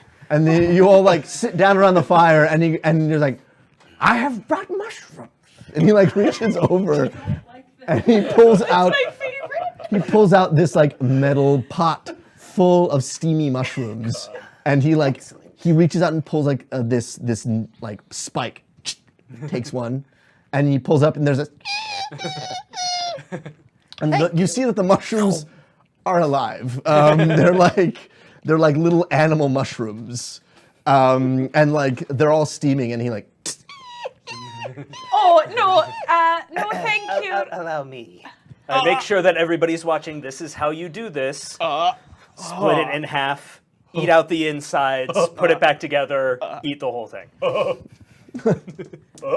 I totally vomit. And he goes, try some.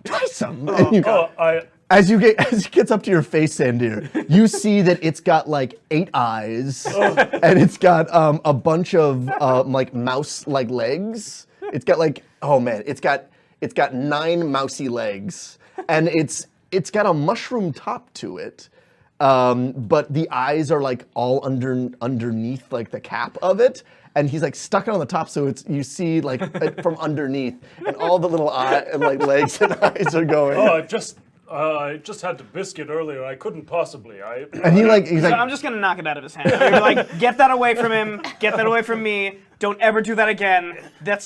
We're done here. We're done here. And I'm gonna like take Sandir by the arm. Like, we're done here. We're done. I can't do this. I can't do this. It has just begun. I feel it's like warm marble. Oh God! So like somewhere in the back of Felix's mind, this is going in like in the bank, and he's like, "All right, let's go, dear God, let's go. All right, that's fine. That's enough." Please excuse my companions. They obviously have no taste. So I And you see the guy like he like the one that drops, he like sticks it as it tries to run away. He like sticks it, and he like reaches and he bites it and pulls it, and you see the string of stuff as he takes it and it like swings in the air around, and then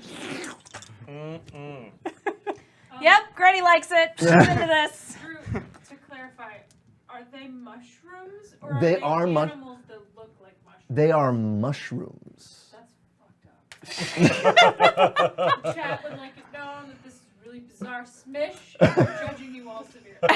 This is not. I'm judging myself. This was not my choice. This is not my choice for an adventure. I did not think this is where this was going. All right. Grettie has encountered these things before. Yes, and she has. had to make a meal out of them previously. What do you call them, Grettie? Grettie calls them niners. And what are they actually called? Walking mushrooms. Perfect. The old goblin's like, well, we've just begun dinner. Please do not leave. And there's a lot of like, do not leave. No, don't go. Don't go. Mr. Twitchwiggler, is there anywhere else we can be right now? Well, we should be finding Quillathe. That's right. We're on a Yes. mission. We should Perhaps go. you want to go to the top side. Could you perhaps tell us the way to the top side? With my umbrella. They look at you and they go, "Not for free." Of course. How about... how would you like one freshly vacated abandoned train station? Oh, he's good. We will confer.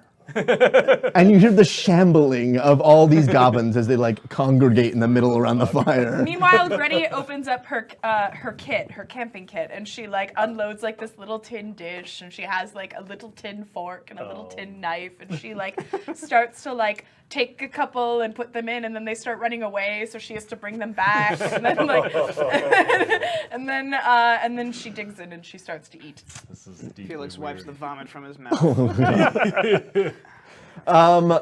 Hold on. So let's. Whatever you were trying to say, that's actually a compliment in some goblin circles. It's cleaning out the bowels to enjoy more food. The old goblin shambles back to you guys and goes, "We do not want things from the top side. We like our little world down here. Something else." What could we possibly give you? Her. I beg your pardon? The little one seemed to like you. And they look over and there's a bunch of Grettie, Grettie, Grettie, Sandir's Grettie. like, Grettie. I warned you.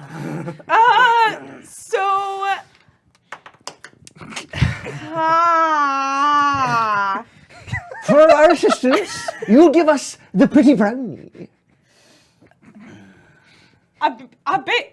Is there another female brownie in here that I don't see? He goes, no, you're quite stylish. All right, that's it. Grettie at this moment would like to reach into her pack and pull out a specific type of rock that she keeps wrapped in a very heavy cloth. Okay. Because it is extremely bright. Oh. There is a light coming from this stone. Grettie hasn't figured out what it is. But she pulls the stone out and goes, "All right, that's enough." And they scatter like cockroaches.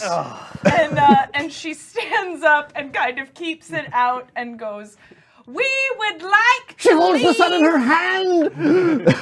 Sandir is right here. What are you talking about? We would like to leave this gigantic cavernous space. Please point us in the direction to do so, and we will put the bright light away. Put it away, you fool! Put it away! Where do we need to go? Put it away! Tell me where we need to go!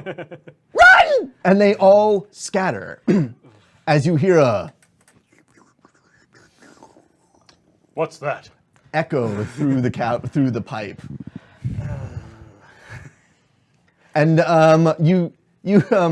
you see as they go, and you say no. You said no, Iggly. This is why I work alone.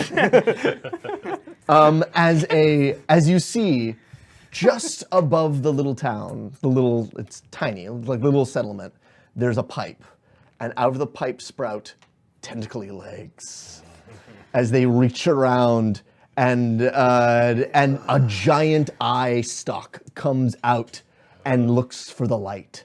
It is Star Wars. What? We just discovered that in the chat. I was like, guys, wait. These yahoos are trying to rescue a princess who was kidnapped, and her dad is super evil. They're hip deep in garbage. We even had the rope swing. Are we doing this or what? I mean, I will commit. Oh my to god. this. Oh We're my like, it's actually god. Mario too. 'Cause This there's is- yeah. mushrooms, Yeah. Mario lights. Star Wars. Yes.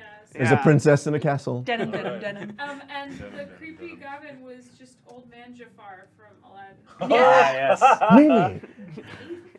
I just want to throw it out there that while all this is happening, Alva is mercilessly killing someone, like just above us. Spoiler alert!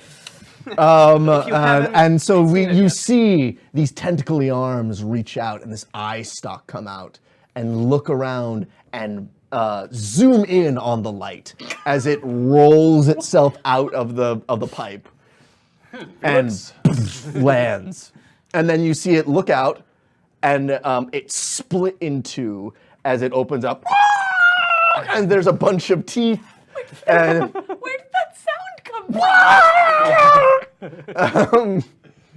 as it picks itself up on its tentacly legs and moves its way towards you. So I'm going to stand back to back with Felix, and I'm going to say, "You're a sogger, right? I am. What is your specialty?" Well, I guess Nalkido would be the highest specialty, but I flourish my staff strike. Excellent. Sandir, this is the best day of my life. It's your turn. Yeah, dear diary, today Mine was too. amazing. I met Alva again, and I met Sandir Chundhali. Felix Underlines. is the leading kilo of what? I'm so happy right now. Shall we? Well, carry on. I have an idea, Sandir. What? If Grettie throws that rock to you, can you hit it into that pipe? I can hit anything. That's what I thought. Grettie, and I'm gonna jump up, vault over Sandir's shoulders. I'm gonna, plant my hands, and I'm gonna jump back to where Grettie is, and I say, I need that rock. Well, here, take it. Thanks! Sandir! Now! All right, so this is a fight check. This is a fight, so it moves its way across the ground, and the goblins run in fear. As it goes across, it heads directly for the light, so right where Grettie is. Okay. And Sandir, you get in front of it? Absolutely, yes. Okay, so you're gonna fight this thing. It is not. It's going to try and strangle you with its tentacles. Go ahead. Do I need to make an opposed check here? Only a 6. Only. Awesome. You beat it by 1. So tell me how, as it reaches out to wrap you up with its tentacles, how do you get out and deal some damage to it? It does wrap me up in its tentacles. Okay. It pulls me up, right? And it's got me entwined, and I'm like, just as I suspected. Not strong enough for Sandir! Wham! And then I slam it right in its stupid mouth. Awesome. What are you using? Nerds in a I'm using basement. the staff. Oh, you're using the just staff. like smack. Yeah. What was the thing that you It was rolled? fighting. Fighting. plus Awesome. School of Student Chundhali School of States. So yeah, so basically, you break out, and as you're falling, you put you poke it in the eye, in the eye stalk, and then drop and hit it to the side like a tether ball. Yeah. And the eye goes, whoomp, whoomp, and snaps back, but it goes. You're up, Felix. So I'm gonna take that rock from Grettie's hand, and I'm going to throw it up in the air, and I'm gonna jump and do like a soccer backflip kick. Like a bicycle kick? Quick, Yeah, cool. bicycle kick. That's what it's called. A bicycle kick directly towards Sandir. I'm going to say, now! And I'm going to bicycle kick Roll it me an back. Alkido. Bend it like Dream. Bend it like Draem. That... No, yeah. You have stage fright. Do it again. You're doing this with Sandir. Take two. It's your first It team move. can't be worse than that, but it can be Better. good. So that is a 5. 5. Okay. So there's that moment where you throw it up in the air and you go to kick it, and you're like, oh no, I'm not gonna make it. I'm not gonna be able to do it. And you adjust, and okay, it's fine. And you kick, and it hits it in the air, and it sets you up, Sandir. I'm not gonna roll for this thing because what are you gonna do, Sandir?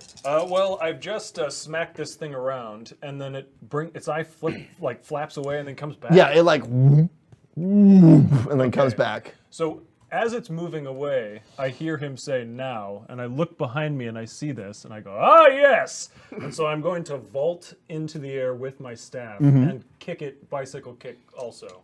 Cool. Where are you sending it? Double bicycle Up kick. into that pipe All right, that sweet. it came from. It was built for 2. And that's going to be a 6 again. 6. Let me roll.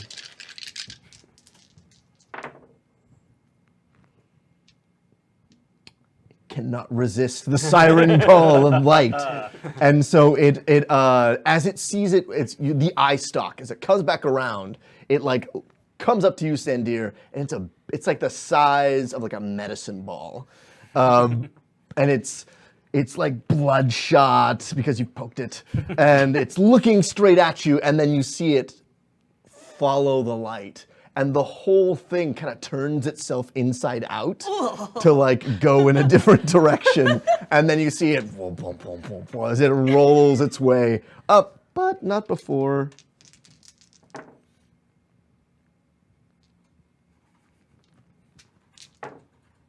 Oh no. Oh my.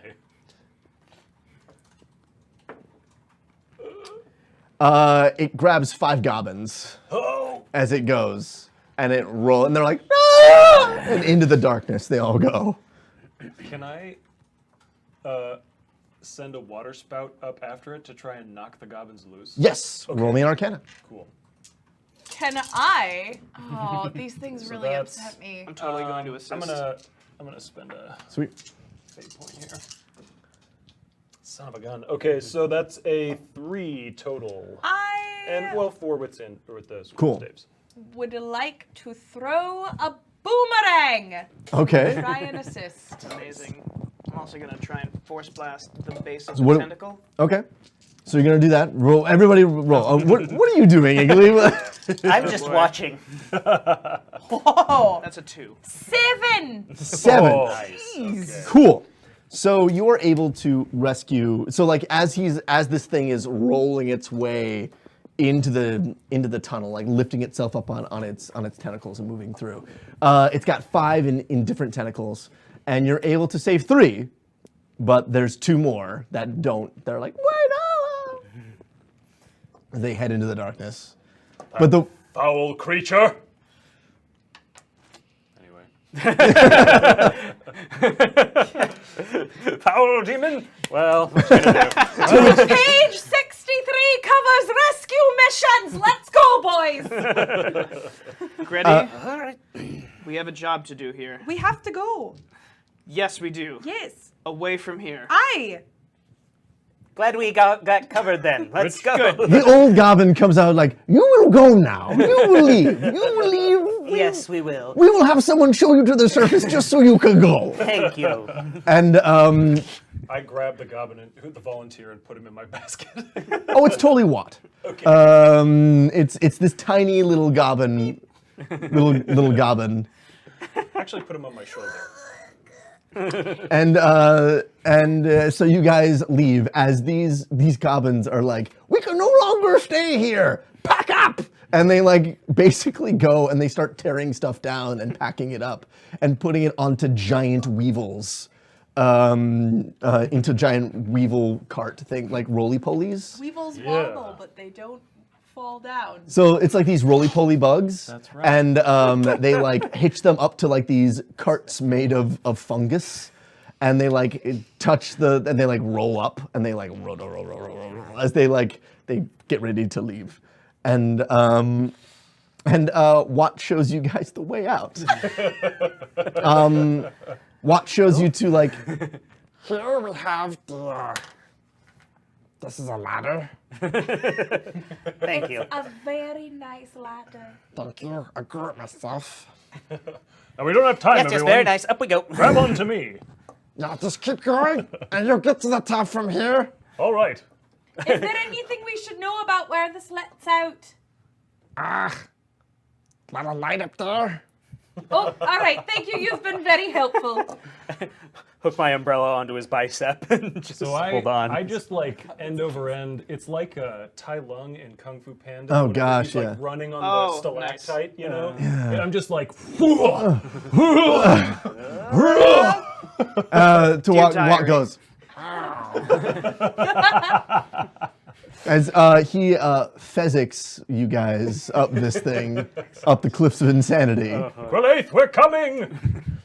All right, so you guys head up, and after about 20 minutes of climbing, you guys reach the very top. It's a grate. That as you look up into this grate, it is the inside of this station. Well, that's convenient. And I think we're gonna take a 5 real quick. Yay.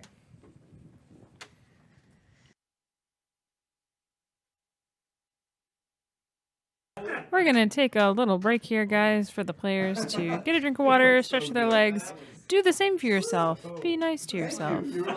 Enjoy a moment to reflect on the madness that is Warda that you have made possible. We'll be right back.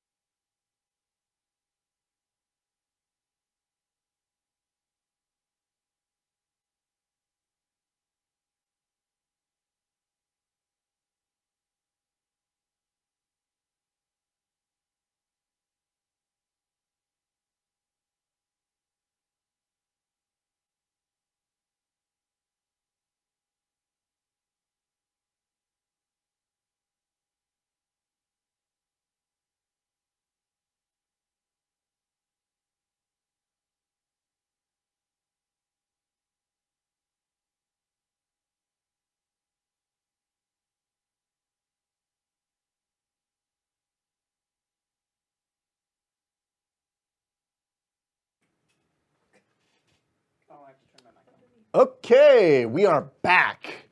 And we come up, the camera comes back from the commercial break on that grate that you guys are under. And we see boots of guys walk by, but it's very much you guys are behind a bunch of crates type thing. Like it goes across and you're behind crates. And we see it lift up and move to the side, and we see it's Sandir's hands that lift it up and move it, but it's Grettie's head that pokes up. And then it goes up and Grettie is on Sandir's shoulders. And you guys climb out, and then it's Felix, and then he's on Iggly's shoulder. No. Felix followed by Iggly as you guys come up and you replace the grate very silently. And you guys are inside. Right. Well. Anyone have any ideas? Find Quillathe and rescue her. What's around here? I'm going to observe my surroundings. That's a, yeah, I know. It's a 1. A 1? Yeah. Okay. With that 1, there's a lot of crates. The main things that you see, there are abandoned cars on the tracks. There is one, what looks like a functional train on the tracks. It's got the Violet Lotus line written on the side of it with a big violet lotus. It's a very familiar train, Iggly. And there is a bunch of half-genes walking around, a couple of humans, but mostly half-genes. And milling about, doing different things. There's a bunch of crates and there's a bunch of goods kind of stacked everywhere in this place. There's catwalks that go over the tracks. So there's one side that's a platform with a bunch of stuff. You see all the windows and doors are boarded up on this side. And then there's catwalks over one track. There's a middle section, catwalk over another set of tracks, and then the other side. Has anybody here played? Probably. It looks like Victoria Station in London. And then at the very top of this, there where the catwalks are, there's stairs that lead to a room that's set into the ceiling. That's obviously some sort of control room. I'm going to convey all of that to Iggly, though he can probably see it for himself. I'm busy cleaning my glasses. It's your efforts are I'm grateful for your efforts. Point of clarification, Sandir. I ran into Ambralar and Tippin and Alva on the Violet Lotus line, right? On the way to the Borwald School? Oh, did you? I think so. Yeah, so you know it Okay, as well. Yeah, cool. you were on the train as well, just to say, because they got on. No, it was a different train. It was the Blue Boar. Okay. It was the Blue Boar line. Going to Borwald? That doesn't make sense. Yeah. The Blue Boar. And going to Borwald. Anyway, so that was a different line, but so that's what you guys see. That's what you guys see around here. There is roughly 9. From what you can see. Look, I'm rolling the dice. yeah. I played Settlers of Catan last night. 9s all day. Nines for days. Roughly 9 half-genes are kind of milling about in your general vicinity. There's more than that, but those are the ones that you can absolutely see. They're doing things privately. It's a major development that's happening. Thank you. If they take a left at the tent, it'll be okay. Wow! That was good. Okay, I would like to roll a notice to see if I recognize anything about getting my bearings in this place. Sure. Roll me a notice. Are you're looking for how to get? What do you mean by get your bearings? I'm just curious. So I guess what I mean is, Grettie's not really particular to the surface world. Okay. She can get a little lost, and so I'm rolling a notice to see if I'm discombobulated but B, if it happens to be really, really good. Okay. If I know which way, like, that looks like a place to keep a princess. Sure. Kind of thing. Okay, cool. And it's not bad. It's far. That control tower. That control box up there. Looks like an office. If there's going to be anywhere, it's going to be there. That looks like a place to keep a princess. Well, there are only 9 half-gene between us and them. Means what, no more than 20 total? I mean, in all honesty, we could take them, but just to be sure, we should probably not go charging in there and come up with some kind of plan. I do have one, and I'm going to look at Iggly, but you're not going to like it. In a perfect world, we just cut to that plan. Right, exactly. Yes. But yeah. And then just pretend that none of this is happening for like the next 5 minutes. You're going to have to go out there and draw all of their attention because you're Iggly Twitchfinger. Wiggler. Twitchwiggler. Sorry, sir. Deduction from my pay. You don't pay me.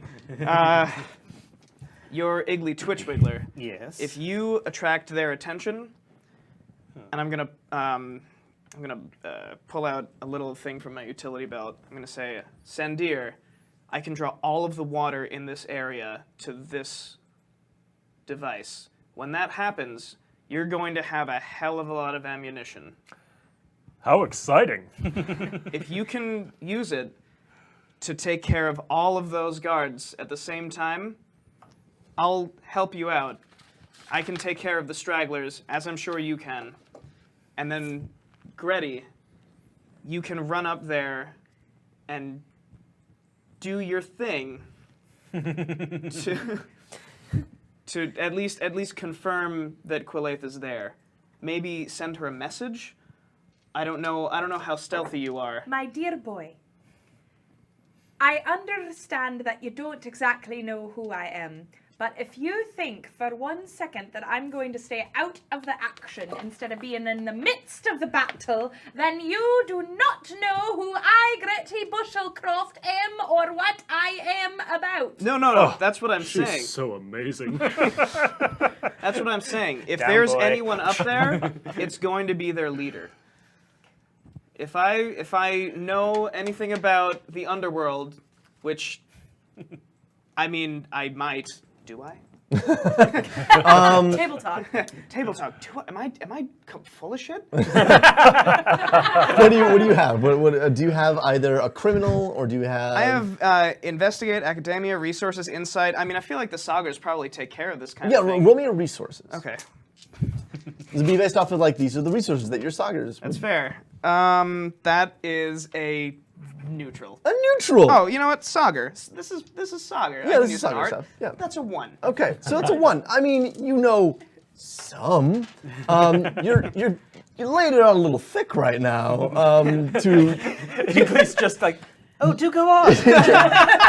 You're In front of the mob boss. I know all about the underworld. Yeah. You're selling it pretty hard. But I mean, it's not like you don't know anything, but I mean, you know about as much as they would have briefed you. They'd have been like, these are some of the criminal minds, these are some of the criminal activities, that basic stuff. Okay. Like, the inner workings of the criminal mind and criminal world, full of shit. But but there is a criminal world. There are criminals here, Therefore, probably, and there's probably one up there. This all doesn't look legal. I mean, look at this stuff. All right.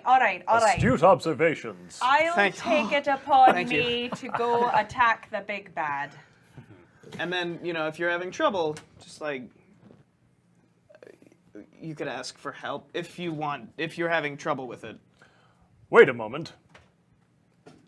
Presumably, if the big bad is up there, then so is Quillathe. That's correct, yes. And you want to be in the thick of the battle. I do. What if the 3 of you took care of the rabble down here, and I went up and rescued Quillathe? I can do that. Can you do that? I can do that. Can you do that? Oh, this is going to be so much fun. I can't wait to see where this goes. All right. One favor. May I? Absolutely. May I ask of you, Bumdir Chundhali, It's all right. yes, Not everyone is as perfect as me. Continue. thank God. Could you please make sure that Quillathe never knew that I was here? As a favor to me. Why, of course. Thank you. Iggly Twitchwiggler. Wink. Will you excuse me? I need to go think about my life choices. All right. So Yes. I'm gonna give Sandir the device. It looks like the what Peter Quill used in the first Guardians of the Galaxy that drew all the guys there. Ah, okay. But for water, you could throw it up in the air. I'm gonna say push this button and wait 3 seconds and then throw it. Very Or nice. throw it and then 3 seconds later something will happen. But either way, you're Sandir Chundhali. You do what you want. I am, and I do. there's that moment. There's this like slight little moment scene where you're like, you sit here, you do what you want. Yeah, you do what you want. You do what you want. It's fine. If you need anything, please call me up there at some point. I suppose. Let's do it. As you turn away, I say, Felix, if you fight with even half of the vigor that you fought with in the sewers, we are guaranteed a victory tonight. Dear diary. And I'm just gonna pull out like a Midoriya, like mumble, like scribbling Mutter, really mutter, quick, mutter, and he's just mutter, gonna mutter, put mutter. a little slip of his paper in his pocket. It's beautiful. Okay, as you guys are sitting here and you're about to go, you hear a scream from up in the box, and the smash of something. I am not waiting. I'm going. Okay. I guess I have to go make a distraction. I'm gonna sneak around behind. I'm just Do you gonna. wanna come with me or stay with him? I'm going to wait right here for an opportune moment in the battle. I'm gonna sneak around. Iggly, what do you do? Walk out into the center of the area where there are the none others and hello, I am Iggly Twitchwiggler. I believe you want to kill me. They all turn around and they turn around, they look at you, Iggly. He's They look brave. at each other and they go, "Oh, he's not wrong." Yeah. and they're like, "Go on." And there's one guy's like, "Let us stand there, get him!" And there's about 8 guys that turn around, pull strikes, and head towards you, Iggly. Iggly, do you have any combat whatsoever? I have Here I am. Physical guide. I have fair criminal, which is You can roll Arcanica as a fight. I do not have Arcanica. I have context, talk, resources, criminal insight, falsehood, investigate, stealth, notice, and academia. This is amazing. This is amazing. The white mage just invited a fight. More or less. How many of these people are your contacts, though? Well, if they're all trying to kill me, I want you to roll anyway. okay, all right. Find out if any of them. gonna do a There's luck. a mole. luck. Bad luck. None of them. Bad luck. None of them are. You're like, nope, not a one of them. It's like, let's see. Nope. Okay. So, This is amazing. how do we determine turn? Is there an We're just gonna go in order. So like, it was him first, which means, I mean, do you have something? Do you I wanna do. Go for it. Am I near a train Well, that is pointed at the group? no. So the trains are on tracks. So is there a track that would lead me directly to the group? This group that's running. Yeah. So you want there to be okay. So this is what it's gonna be. It's not a train track, but there's a trolley track. Like when they unload the train, they put it on a trolley and they'll like it's on a little track that they run it. Perfect. So there's a tiny little like a minecart trolley track full of goods. And as this is all happening, you like you're like the camera's on you, and then it pans out a little bit, and there's this thing behind you, and you go, and you look at it. What do you want to do? So I would like to sit in this cart, and I would like to pull out of my pack a net. And then I would like to ride along the cart. I will roll a Mechanica to see if I can operate it appropriately. And catch as many of these goons as I can in my net. Beautiful. Beautiful. Roll me a Mechanica. Great. We have had more -4s But, this game than I've ever seen. I tweren't made for... But I'm a brownie spelunkerer for hire, and I've been in minecarts before.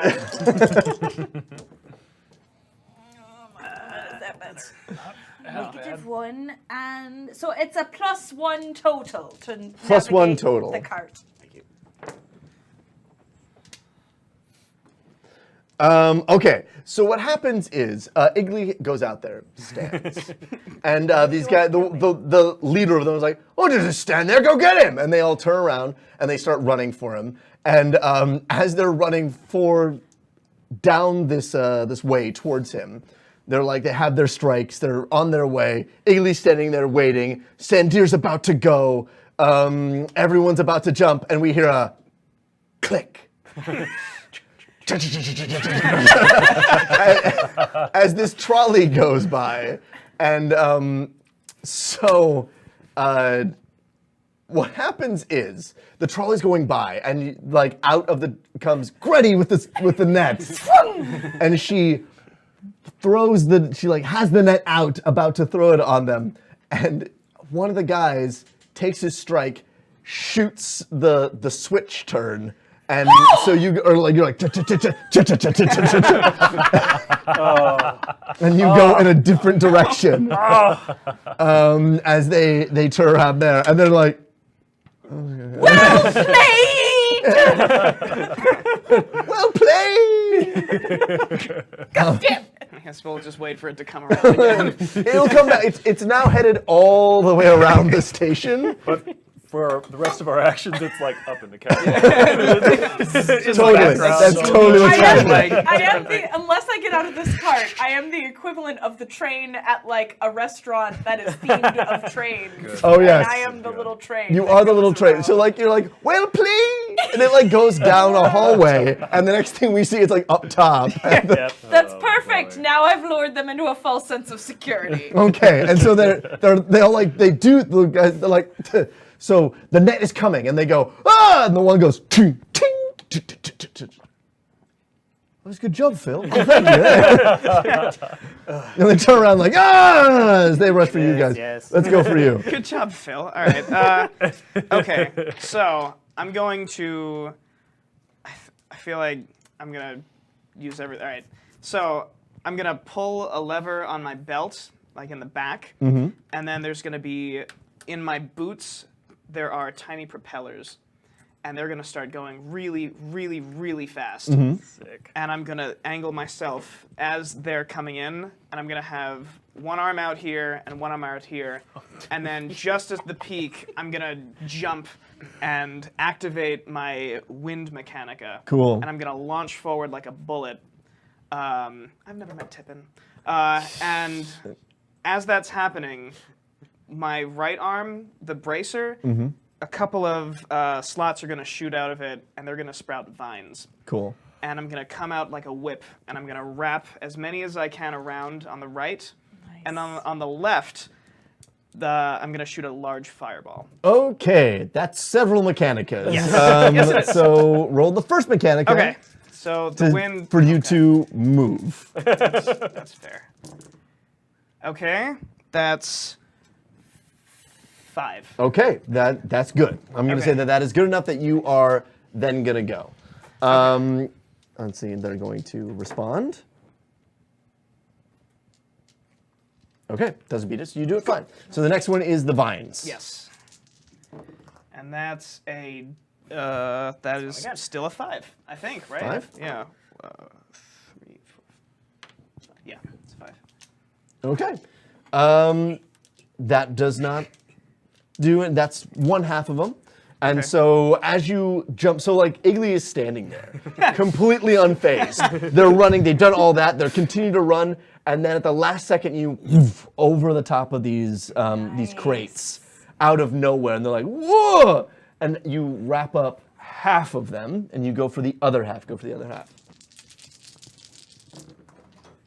Yeah! Yes. That's yes, a okay. 7 That's for the when we fireball. need our- Cool. So you are able to basically take out all these guys at once. So you leap over this thing, and they're like, whoa! Everything goes in slow motion, and you whip out the vine whip, and what it does is that it doesn't wrap them up; it just pushes them in the path of your fireball. Very cool. That like goes over those guys, and they. This all happens all around Iggly. And what do you do, Sandir? So as this has been going on, I've been kind of crouched behind, and I want to. I would like to do 2 checks. First of all, I would like to make a nadir check with my bravest and most beautiful art to spot the most direct and aesthetically pleasing path up to the catwalk that will lead to this skybox, right? Beautiful, beautiful. Okay. Roll me that nadir. Cool. So that is a 5. 5. Yeah. Beautiful. Okay, so this is what you find. You go into the nadir, your eyes go black, and what does it look like when you're, like, what do you see when you were in the nadir? I don't see anything. It's all intuition. I like my eyes go black and I just unfocus and I say, I am the nadir. I am the point around which the world pivots. And I can feel the right way that I'm supposed to go. I can feel the right action that I'm supposed to take. And then I just look up and I immediately, like, linebacker, just start hauling down this thing. I like run up these crates. I throw his gadget up in the air ahead of me. One. That's what I do. I do 1, 2, 3, and I throw it, and then whatever it does. Whatever it does. Tell us what it does. Tell us what it does. So you press the button. Oh, okay. You counted 1, 2, 3. Okay. Yeah. So as it tumbles into the air, it explodes, and there's just a ball of blue light, and then everything begins to suck into it. All the water, the moisture in the air, any spit, any sweat, everything. Water, like some from the sewers, anything in like, I don't know how large of a radius. Let's call it 20 feet. All right, so everything in like 20 feet becomes this super dense foot diameter ball. And that's what you get. You get about a basketball size of water. Yeah. From like all these different sources, and it's a solid basketball full of water. Cool. So I imagine the crates get me up like 20 feet and the catwalk's like 30 feet or something. And so then I do a backflip and then I use my staff as a vault and I just launch myself up onto this catwalk doing this amazing spinning thing. I land, I actually roll into my landing and I come Triple up on sow my cow. knees. Yeah. I come up on my knees and I've got my staff strike held at the ready. And can there be a lot of people on this Oh, there's catwalk? tons of people on this catwalk. Yeah. Yes. There's at least 9. My God. So I imagine I land on my knees and I'm looking at these people and this like ball of water lands in front of me and just rolls kind of along this catwalk. And they're all chapped-lipped immediately, right? And I'm like, Quillathe, I'm coming. And then I just charge straight down the catwalk. And this is going to be a fight check. Yeah, roll fight. Roll fight. School of Staves. You did. I did. No, I gotta. Roll Okay, roll again. Roll again. There's a lot of. Fuck. So that's a 6. 6. Yeah, you move through these guys. Like, that's half of them. Let me see the other half. Whew, okay. And let's do Lieutenant. how do you defeat all 9 of these guys? Okay. So I'm running, and it's a low run, right? And I'm coming up here, and then I jab, and a spit of water comes up from the ball and just smacks the first guy in the face, and he falls over the edge. And then I turn through, and I like fall down on my knees, and there's that Aikido move or whatever, where you like do on your knees and you're spinning around and moving forward at the same time. I do that, take out 3 more people. And then I come up and they're and the last one is the lieutenant, or the 10th one is the lieutenant? The 9th one is the Ninth one is lieutenant. lieutenant. Okay. So yeah, I come up and then there are 2 guys and I'm just like wham, wham, wham, wham, wham, wham, wham, and they both fall over. That's nice. And then there's a dude who actually comes up and he slips past my staff. And he comes up to hit me, but I'm immediately just like, and then I hook it under his arm and throw him behind me and stack him on top of the other dudes. That's 7. And then another dude is standing right in front of me, and he's spooked. He just jumps. He just jumps, okay. And then the last dude, what's the weapon this guy's got? Okay, the last dude, he's Please got a... tell me that number 8 lands in my cart. Oh, yes. I hope Just so. as it's coming by. Yes. Okay. Yes, it does. I wrap him in my net. Oh, no, wait, we'll get to you in a second.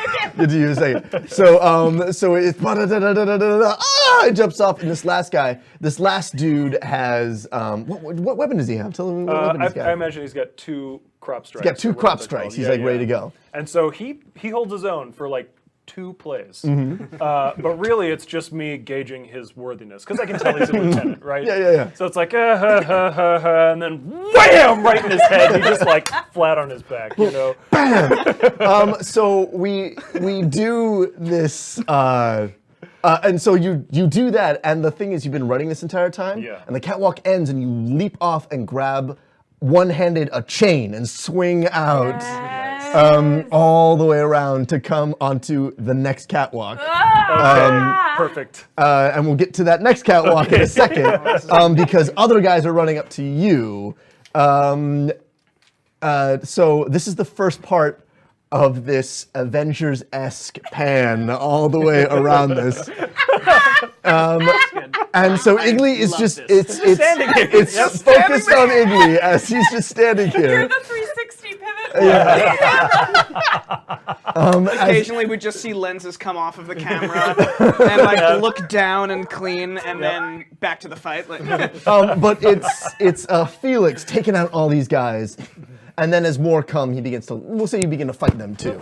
So you're able to like, fireball, and then you're like fighting the lieutenant, basically. And then as it pivots around that way, we see Grettie go, whoa, off that way.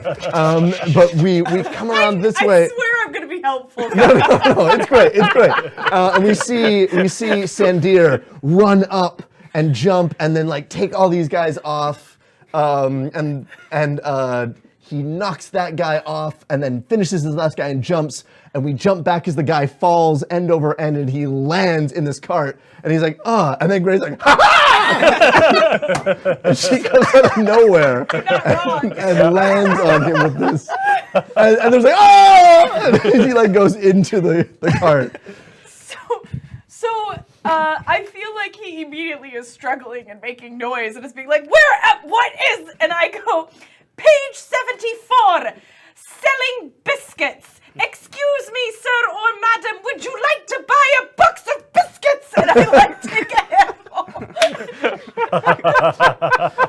You shove it right in his face, and it all gets in his mouth. He's like, his lips are already very chapped. And then I take him by the ankles and I go, alley-oop. And so, like, as he's like trying to get his get the crumbs off, you get underneath his knees, and then you like squat down like, and so all this happens, and we see him go out of it as he lands right next to Felix. As roll Moquito to fight to finish off this guy. And Chad, I want to know this guy's life story. Poor sap. That is a 4. He was just 2 days away from retirement. A 5? All right, let me roll for this guy. Yeah, you beat him. How do you beat? So like you're Moquitoing this lieutenant. Tell me how you beat him. So as he goes in for a punch, he rears back, not a good decision. As he rears back, I go in, and there's a palm to his chin. He bites his tongue. As his head goes up, I strike him in the throat. Oh, nice. So he can't scream, but it doesn't matter at this point. We're a known element. I go off to the side, I break his floating ribs with the palm, and then as he bends over, I take him by the neck and I throw him over. Cool. And he as he lands. lands, there are 9. 4 more guys running up towards you. And Sandir, on your catwalk, there are 3. There's just 3, but they're 3 big dudes. They're big bruisers. Level 2. They're one of bridge trolls. Can one of them be the Borwald fan from earlier? Oh, yeah.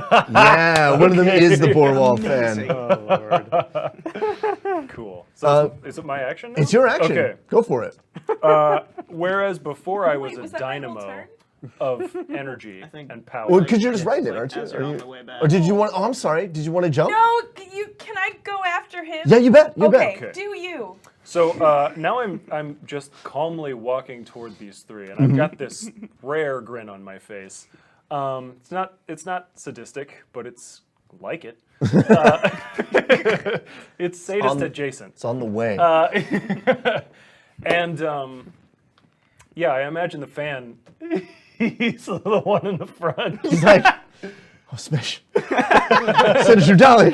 The thing I was telling you about is this guy. It's the guy. You know me?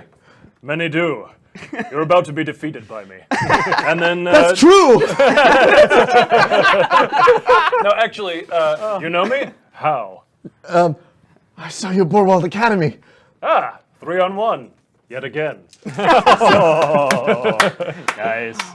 So This yeah, is that's gonna be a 7 this time for my fight. Okay.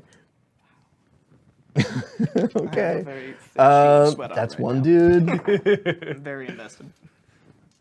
2 dudes. 3 dudes. How do you beat all 3 of them? Actually, we don't see how I beat all 3 of them. What we see is them raining down on either side of Grettie as Cool.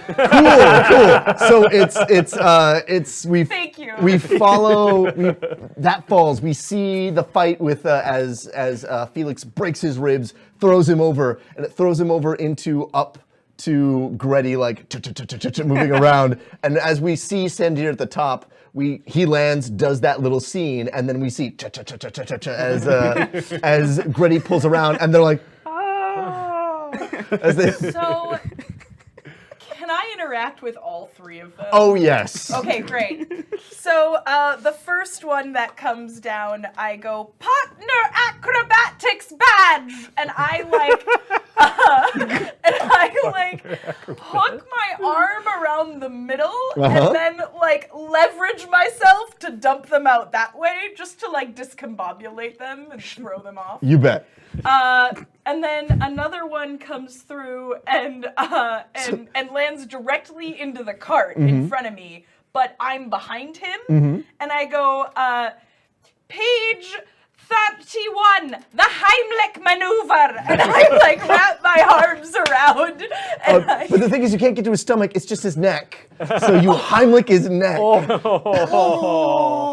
I roll an athletics on that? Roll in athletics. oh, good lord. Oh, he's Oh, dead. and that's a good roll. 6. Oh man! Oh my god. Yeah. The Heimlich. And I gently push him aside. Wow. God. He falls out of the cart. And then the last one, I feel like he would miss the cart, but at this point I'm sort of high on adrenaline. And so I think that I lasso him to me. And I Can I make a suggestion? yeah. You go with him down. Oh, even better. Okay, so this is when I abandon ship, which I do say. I go, abandon ship protocol, and I jump out. Find your buddy! Ah! How thick is the Junior Mab handbook? It is Thousands of pages. dense. Like, Well, so Grettie has her own version that she's her own edition. And that's okay. I've got that card too. Yeah. Freddie's book. Yeah.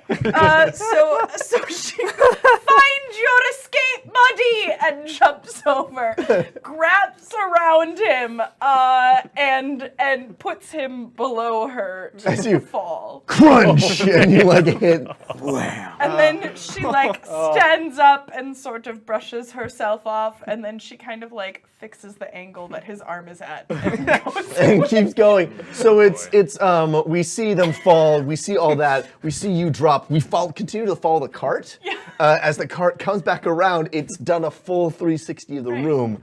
And so it's coming back down to where everyone else is, and the camera is on the side of it. So now we can see Grettie like fall with this guy and crunch hit, and then she like dusts him off, like steps off, and the cart comes back and it rests right next to Iggly, and everybody's down, but that one dude who jumped off, got pushed with all the cookies, and fell down. He's like, "Ugh," and Iggly goes, "Wow." Actually, Go for it.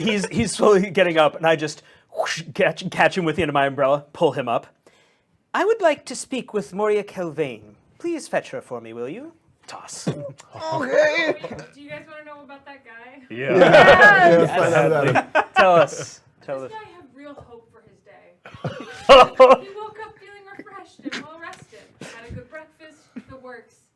His day was ruined when he bit his tongue. Oh. His daughter is turning 3 tomorrow. He had a locket picked up on his way to work for her in his pocket. Oh my He needs to God. make it special because his wife isn't doing well, and he fears this may be the last celebration they have as a family.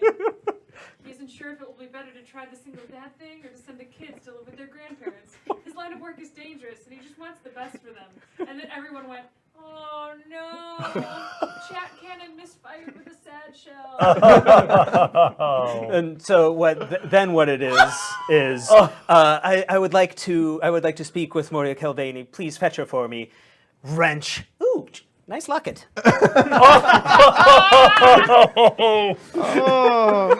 Oh my god. I'm a very bad man. Sometimes I'm surprisingly a good man. Wow. So this dude rolls over, like he like coughs up cookies. They're biscuits! Literal cookies. Oh boy. As he like tries to make it up the stairs to get to Moira.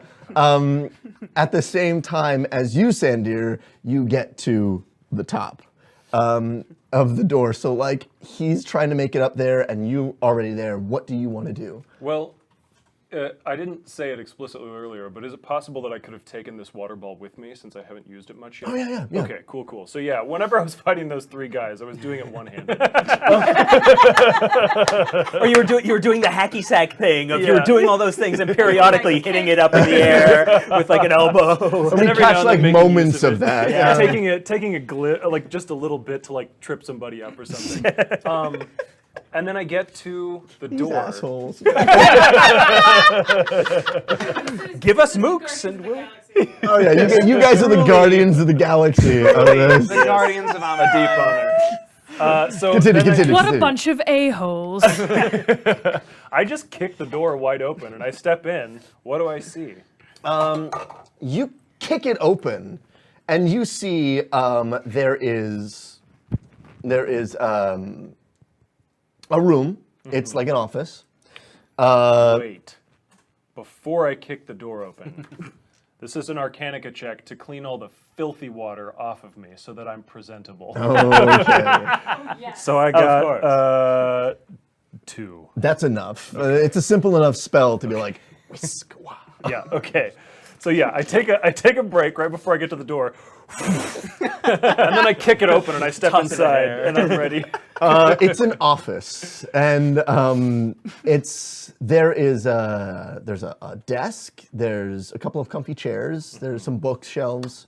There are windows off to the side that are open. There is Quillathe sitting in a chair with a glass of wine. Sorry, draped in a chair? Oh, she's draped. Okay. She is draped in a chair. She's no longer wearing the clothes you left her in. She's wearing like boys' clothes. She's wearing like a vest and pants and like a shirt with her sleeves rolled up. And she's got her hair pulled back, and she's got a glass of wine, and she like smashes that glass and like reaches over and pulls another one. and she's like, it wasn't a good vintage. And this Ifriti woman is sitting next to her, is like, I liked it. She's like, yes, if you're a peasant. She's like, well, try this one then. And she hands it, and they both like look at you. My first words are, Quillathe, I'm here, and I'm so sorry we bickered earlier. And she looks at you. She looks at this woman, and hand me that. Does it count?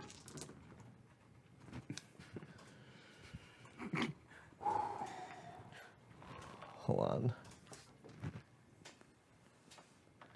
She goes, about time, and she takes the wine and covers the face of this Ifriti, and she freezes it. And it goes into, like, the wine goes into her mouth, and then she freezes it while it's in her mouth. And then as she's sitting there trying to do stuff, Quillathe stands up and roundhouse kicks her. And she goes out the window. Iggly goes, excellent. Starts walking towards her after she's landed. Crunch! She lands, and she's like, and Quillathe looks at you and goes, Sandir. Come into my arms, Quillathe. I was so frightened. And she scampers over to you, and it's the whole like hands on your chest. And I hold her and I say, But like keeping her face Keeping at her appropriate face distance away and the camera towards is the there, camera. and she looks at you. She goes, I was so frightened. but you were so brave, Quillathe. Was I? Yes. Good. Feel me tremble. I grab her hand and I kiss it. she takes it. She's like, no, she actually does. She goes, Sandir, my hand's there, trembling. Oh, darling, please. Down below, feel a single tear. This is just as this doesn't know what dude it's from. reaches the top He doesn't know to why, but he's get to trying. the top. He like gets up there, and he's like, "Where's Moira?" We had a falling out. And Quillathe looks over your shoulder and goes, "Three's a crowd. Water." And the water of the ball you have, it goes as he goes over the edge. And it grabs the doorknob and closes It the door. closes the doorknob behind between the two of you. Poor bastard. And so your end, she crunches, and by the time that happens, like she's spitting up wine and blood, and she's like trying to get up. I sit down right in front of her. Hello, you must be Moira. My name is Iggly Twitchwiggler, and I have a business proposition for you. Okay. I see you have quite a lot of crates around here, and it seems like recently my own stock has been, shall we say, put in a disadvantage. How about I take all of this off your hands? Spiderwell's not gonna like that. No, she won't. Well, you can tell her that if you hadn't, I would have crushed this signal stone. This signal stone is currently attached to 4 separate jars from a friend of mine who's been dabbling with weather manipulation. And if I were to have crushed this stone, the entire building would have come down around our ears. But you are smart enough to not let that happen.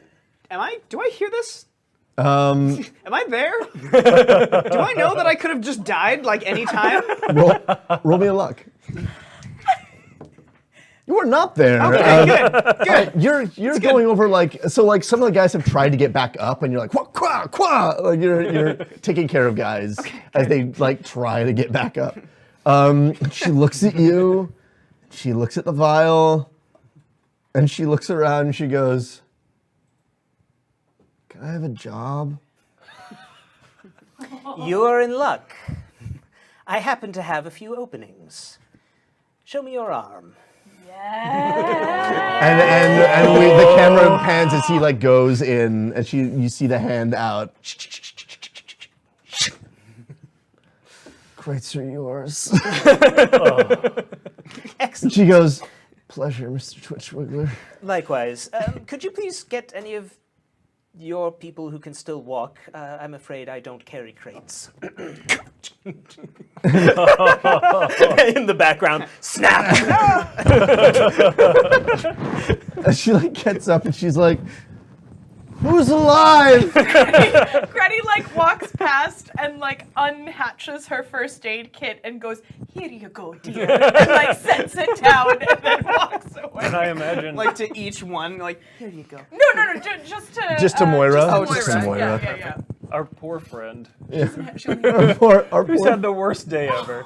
I imagine he's up in the catwalk and he's like, "I'm alive." She looks up and she goes, "Good. Tom, you need to carry the crates." And he's like, "Okay." He rolls over and gets up. And she's like, "Don't tell Spider Willow." He's like, "I won't." Don't worry. And there's a lot of moans and groans of people who obviously broken bones. There are some moans and groans, yes. Don't worry. I have a far better way to tell Spider. I have a far more efficient way to give Spider Willow a message.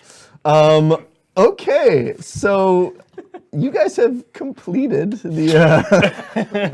Once everybody is out and the crates are all Everyone's out, I just after everybody has cleared as we were walking away, smash the vial, blow the thing up. Okay. So what happens? Final message to Spider Willow: you back off. This so is my town. What we do is we jump cut to a couple of like large carriages that are full of crates, and actually, they load up the train, and the train begins to like chug out of the station, and there's Moira and Tom in like the front of the train, as they're like trying to like, and there's 7. So 9, including them. Of course. Of course there are. Today's Warda game is brought to you by the number 9. They're all heading out, and so like you guys are outside. Sandir, you have your arm around Quillathe, Yes, of course. and she's snuggled up close to you. Yes. And Felix, you're there. Everyone's there, and they're loading the last bit of crates onto. And Iggly, this is the first time you've seen that there's the brand of Spider Willow put on it. And the brand of Spider Willow is a tree, and where there should be leaves, there are now spidery. No, you're just reverse, but instead of branches, they're spider legs. And you know that your sigil is a tree with leaves on it. So it's just your sigil taken away, but dead and withered and bad. And the train begins to chun, chun, chun, chun, chun, chun, chun, chun, chun, and it begins to pull away. And all of you are standing out there, and that's when Iggly. And what weather did you have in those vials? Lightning. Okay. Lightning. So there's there's these 4 huge booms of lightning, of thunder that happen as the foundations of this place crumble and fall in. into it all caves in beneath.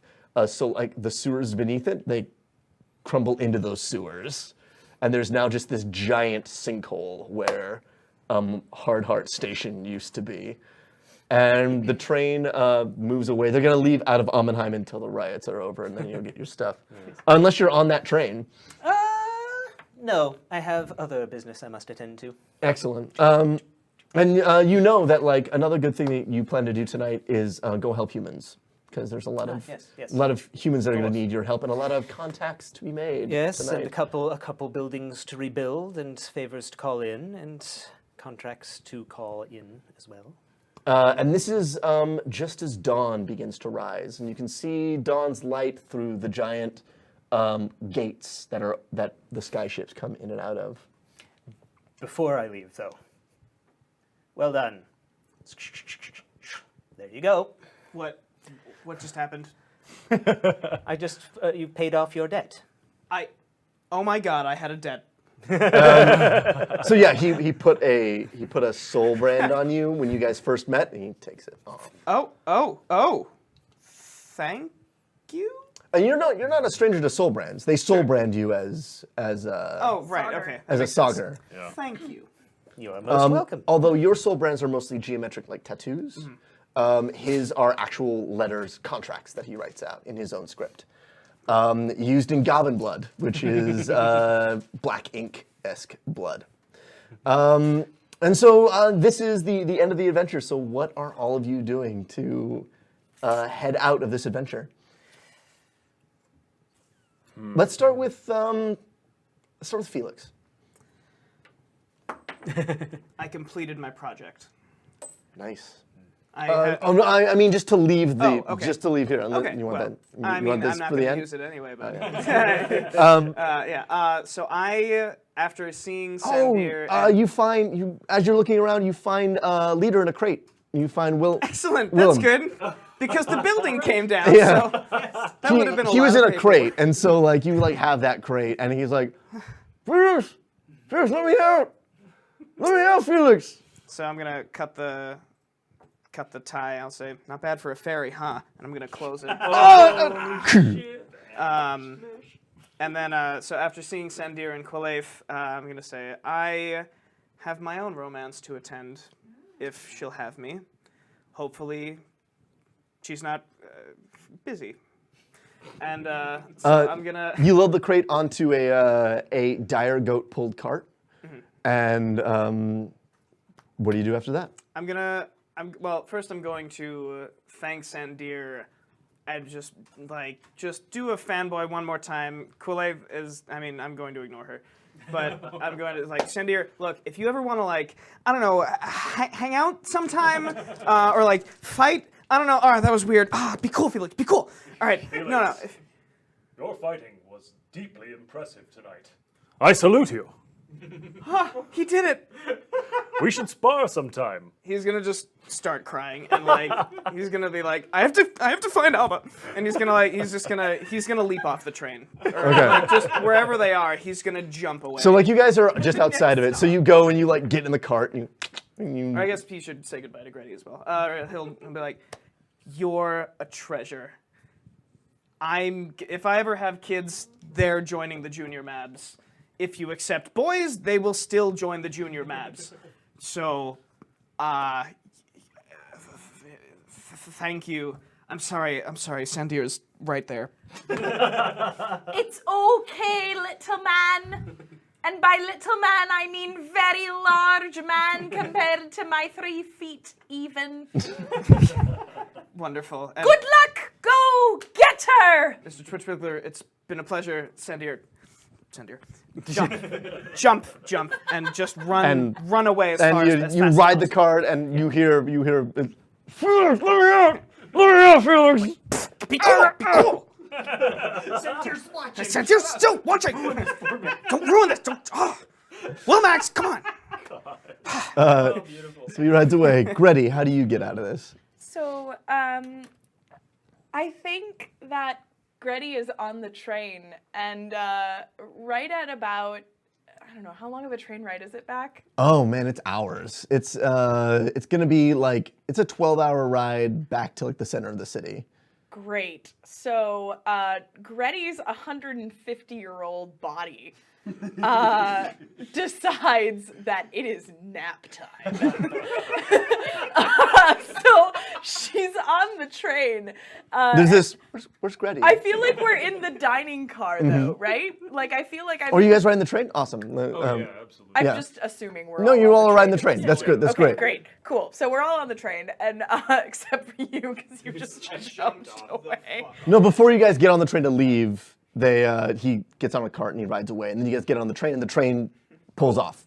Great. We're setting the scene there. Great. So the scene is Felix has gotten on a cart. He has left. You guys have gotten on the train to get out of Amminheim as quickly as you can. Great. So the camera, kind of goes out to show the countryside. Grettie's sitting in near a window, and it like zooms out, and you see the countryside zooming past, and then you like it looks back at her, and she's like.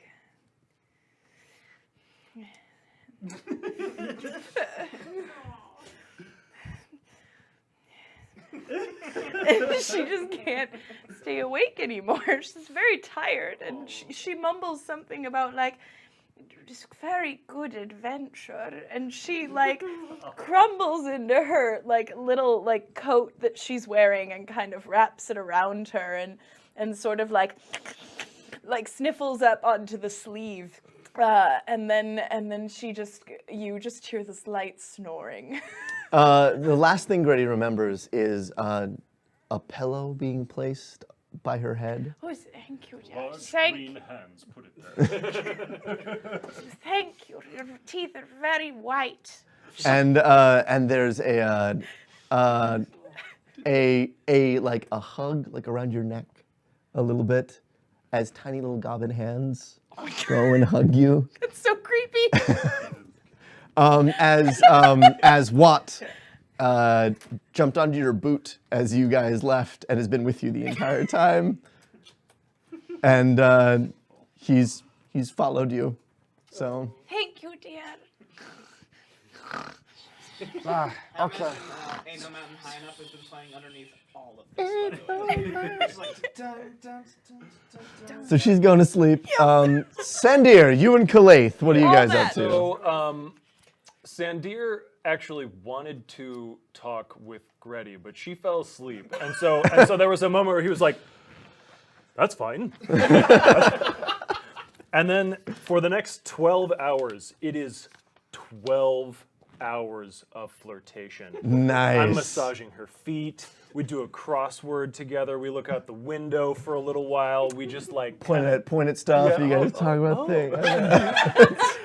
I massage her feet again. I feel like there's at least like 13 minutes before this montage starts of like her being like, "Are you not going to pay attention to me?" There was a lot. Yeah. And I can't understate that he has 5 full meals during this 12-hour train ride. He has worked up an appetite tonight.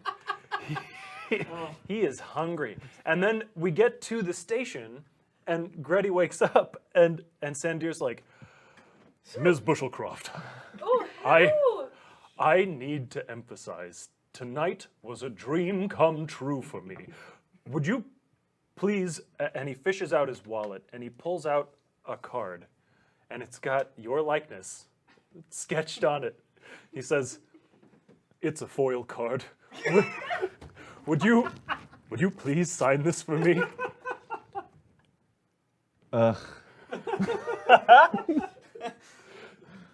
Darling, it would be my pleasure. Mr. Chundhali. Please call me Sandir. That's fine. Dear. You really are a dear. Remember, adventure is under there. Grettie.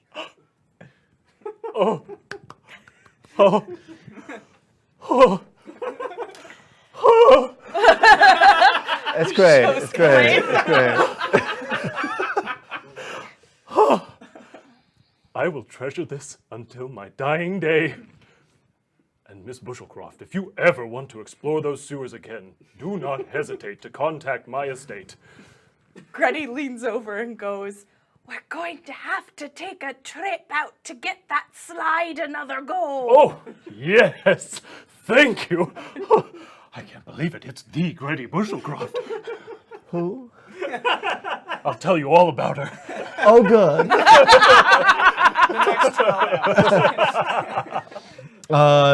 What is Iggly's out for this? Iggly's out is he's in he's in the carriage with everyone. He lasts for about 5 minutes of the flirtation, and then he gets up and leaves and goes back into the quiet with the crates. He sits there for a couple minutes, then he reaches into his pocket and pulls out a very worn old book entitled The Legends and Tales of Unk Bollybuff. And he flips and he flips and he flips. And he says, Unk Bollybuff and the Rancid King. And starts reading. That's great. I think that's a great place to end it, guys. To finish out your adventure. And we see the train. And the camera pans back from Iggly out the window of the train. And we see the train as it comes out of the tunnel and into the bright sunlight of Amminheim. As you guys are clacking your way on this elevated train back into the city. And we see the sun rising. We see it's about mid-morning, and we hear the train whistle and the steam smoke. And we have Amminheim stretched out in front of us as it's a new day and a new adventure. And that's it.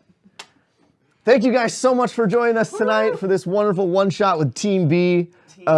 Team B. Guardians of Amminheim. You guys are awesome. Thank you guys so much. Hopefully we can have you guys back. Maybe another time during glimpses. But until then, we will catch you guys next week, Tuesday, on our usual time, as we begin our very first one with new characters and new adventures. Next week, the game, as Drew said, will be on Tuesday, October the 10th at 7:30 p.m. Central Standard Time. Hop in the chat a little early. We're usually here a little earlier than that to chat, and then the stream will start at 7:30.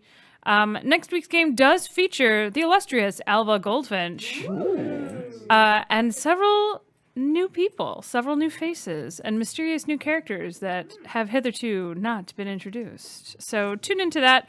I just want to do a quick shout out to everybody that was in the chat tonight that was tuning in live for the first time. Special shout out to Nitai, who will no longer be able to tune in live, but will continue to tweet beautiful things and follow along with the podcast. Nitai, thank you for tuning in tonight. And thank you to Solicitor 6, who is our latest Patreon patron. Hey! Thanks to you, Solicitor 6, we will continue to move forward and build new things, and we're that much closer to Winds of Change. And last but not least, hey guys, you guys did a great job tonight. Is there anything you guys want to plug? Anything you guys want to plug from your lives? I'm going to really quickly plug the Dungeon Dome, which we've already talked a little bit about on One Shot Podcast. It's another amazing podcast that features D&D in a pro wrestling fashion. Drew is in it. I am in it. Allie is my teammate in it. Hashtag Sign no more! Please sign no more, Sign no boys. more. Well, you guys got a match this Wednesday, don't you? I have a match on Wednesday with Mr. Bill Gordon, who plays Griff Hood. Yeah, so be sure to catch that. Anything from you? Come see. I do a terrible job of advertising. Come see Orfeo at the Lyric Opera of Chicago or Rigoletto at the Lyric Opera of Chicago. If you don't like opera, don't see it. But if you do, or if you're curious about opera, see Rigoletto. It's awesome. It's really good. We have an amazing cast. I guess including me. All right, it's really good. It's good. It's fine. It's good. It's fine. Come see an opera. That's okay. Anything from you? Yes, Piccolo Theater is about to do their seasonal panto this year. So if you ever find yourself, up in the Evanston area, come by and see the Piccolo Theater panto. I am part of the writing team this year, and we are doing Hansel and Gretel, or How I Stopped Worrying and Learned to Love the Gingerbread. Beautiful. Anything from you? Well, I am the head of theoretical cartography and applied metaphysics at the Mythic Gazetteer, which is a company that I use to write role-playing games. And our first book, the Blackwood Errantry Codex, will be coming out in the next couple of weeks. All I have to do is approve the print copies, and then it'll go out to the whole world. That's awesome. Yeah, it's a setting for Savage Worlds. It's a fantasy setting that combines Grimm's Tales and wuxia action. So it's basically, you know, like... Hansel and Gretel Witch Hunter meets Crouching Tiger, Hidden Dragon, or like The Witcher meets Iron Monkey or something like that. It's a lot of fun. So keep an eye out for it, for sure. Cool, guys. This has been Warda Glimpses, and we will catch you next week. Bye, everyone. Bye.